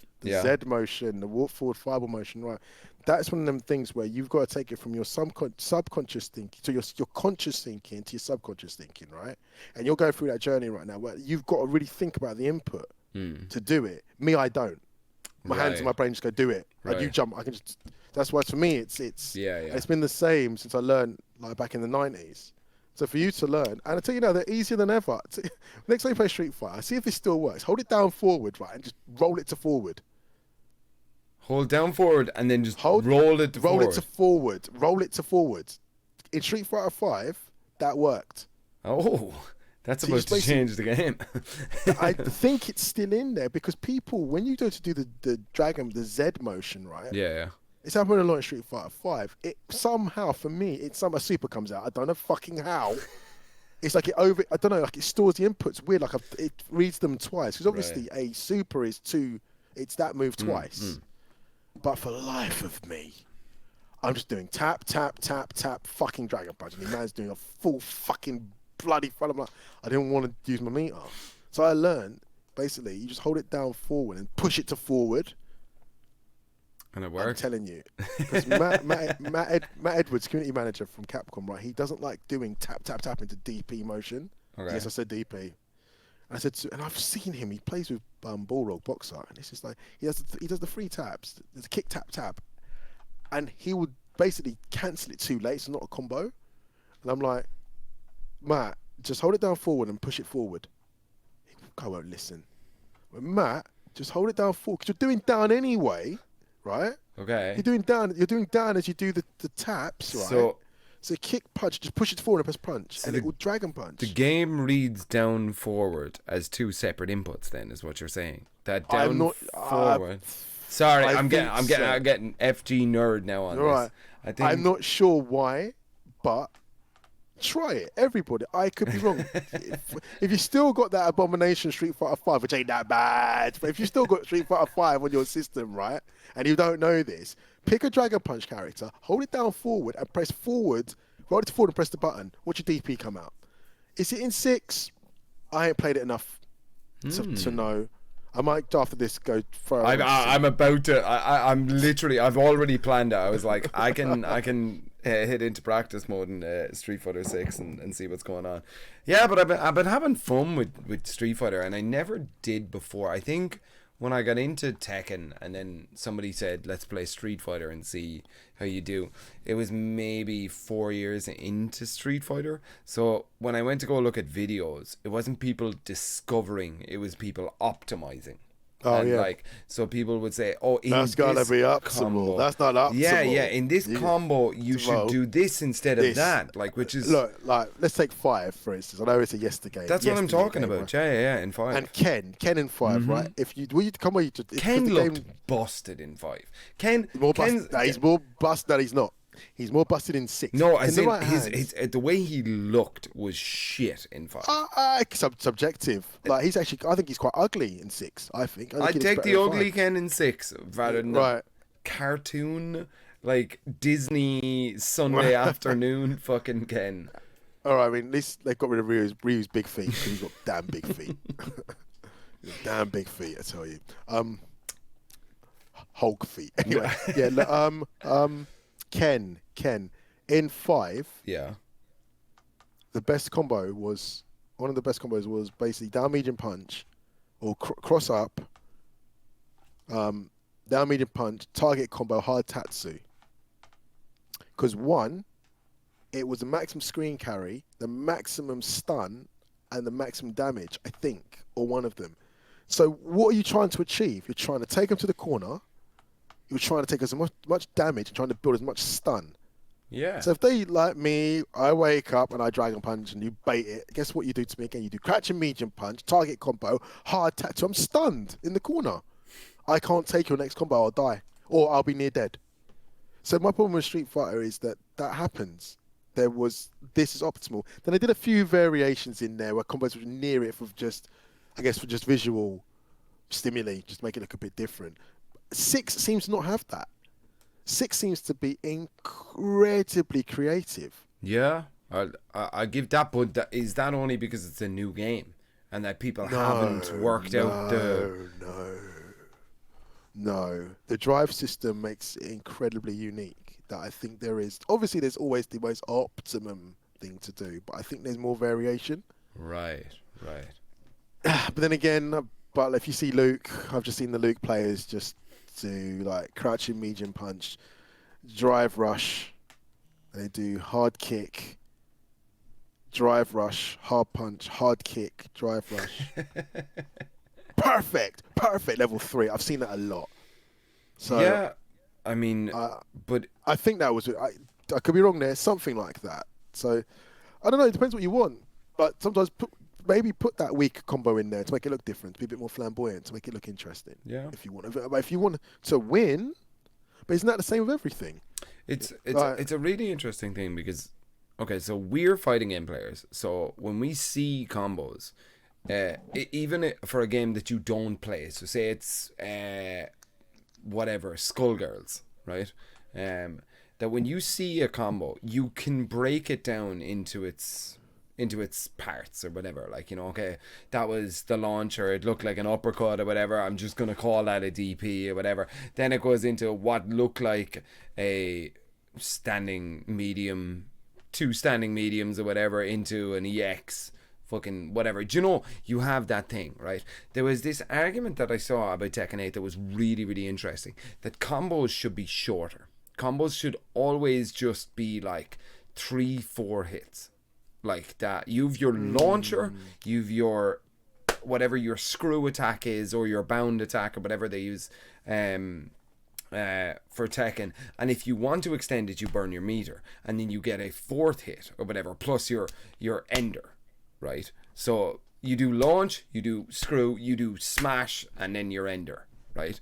And then that does the same amount of damage as all of these super optimal, you know, like jab into crouch cancel while standing 4, into some stance cancel, but it gives you this move or whatever, and you're watching a combo for 6 seconds, 7 seconds or whatever. Cut that down to 2 seconds, like Samurai Showdown, and just make everything hit harder rather than...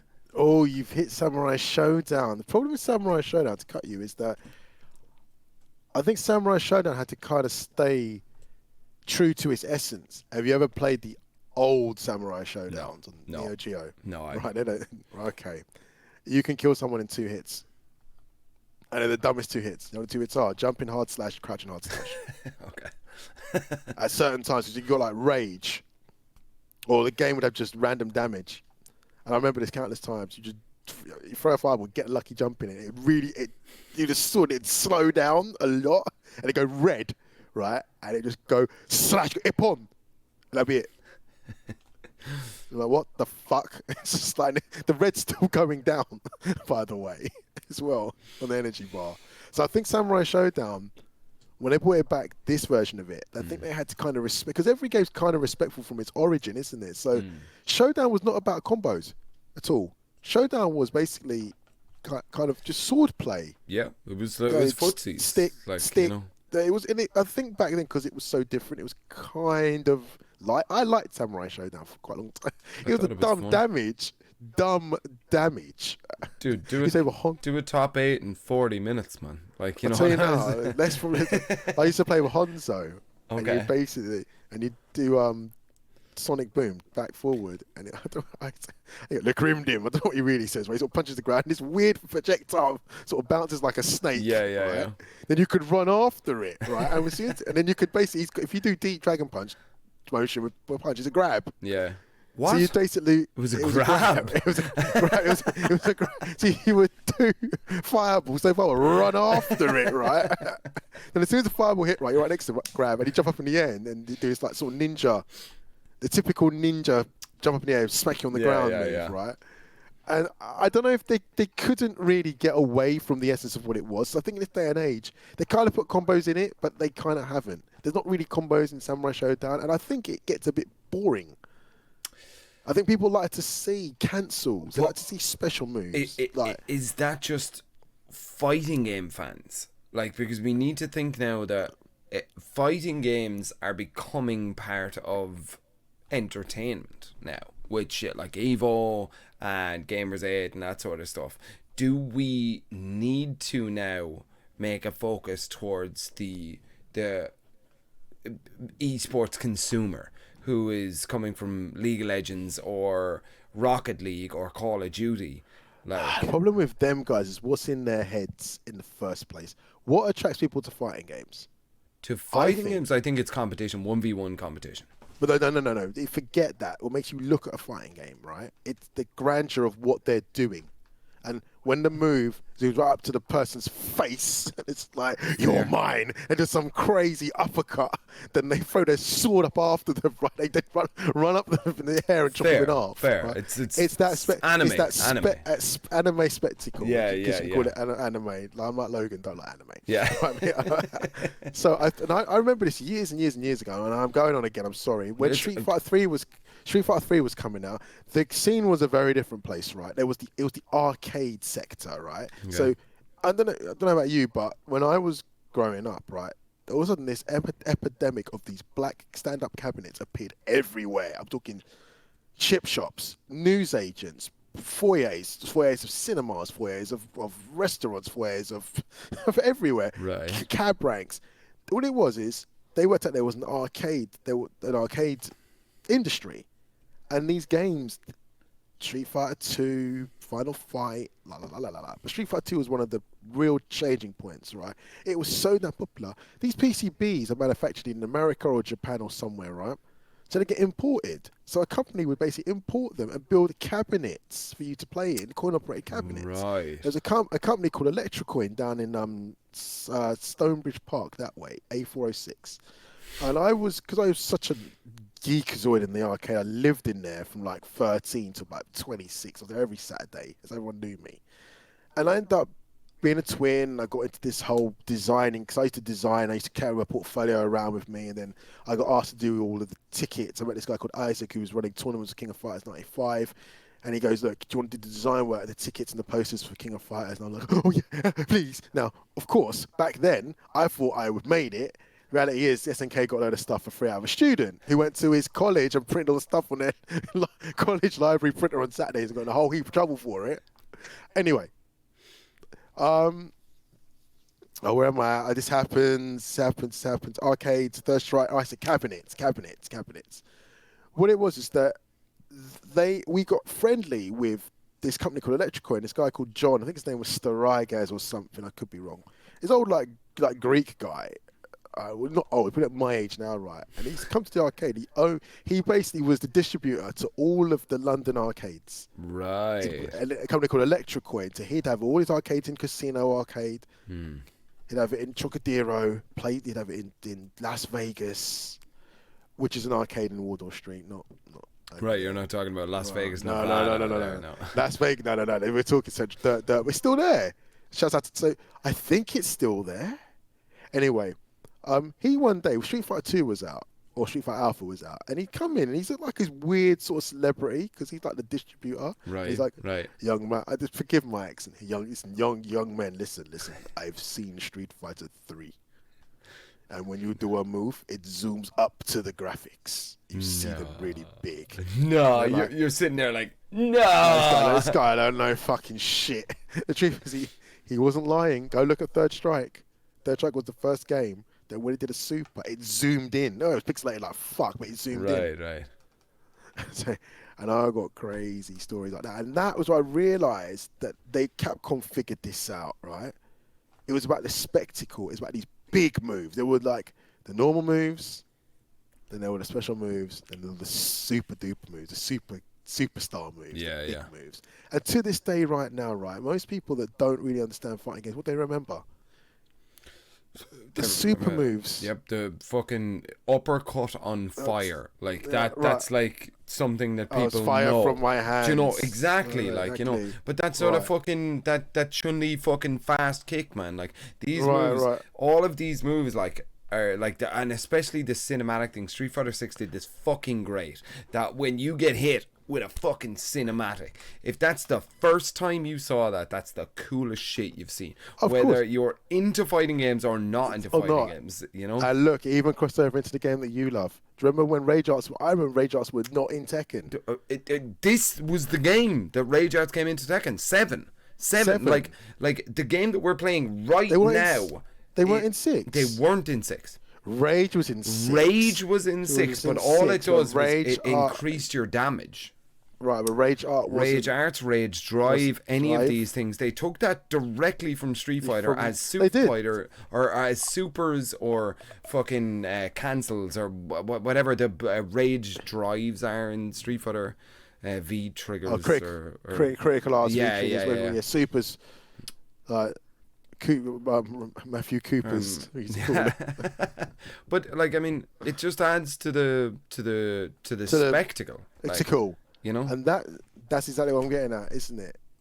It's the spectacle, isn't it? Most people. No, but I think it's definitely awesome getting to talk to you just about the kind of old days, because obviously I grew up in Ireland, man. I was playing Metal Gear Solid on a PlayStation. That's where my introduction to gaming was. Whereas you've been in fighting games for the last what? Since I've been I saw my first fighting game at 13. Street Fighter 2. I wasn't born when you were 13. That's what we're talking about right now. If you're 45, you had 2 years fighting game experience before I was born. And I didn't know how to play them. No one knew what we were. I mean, what we know now, we never knew that was in there. Amazing.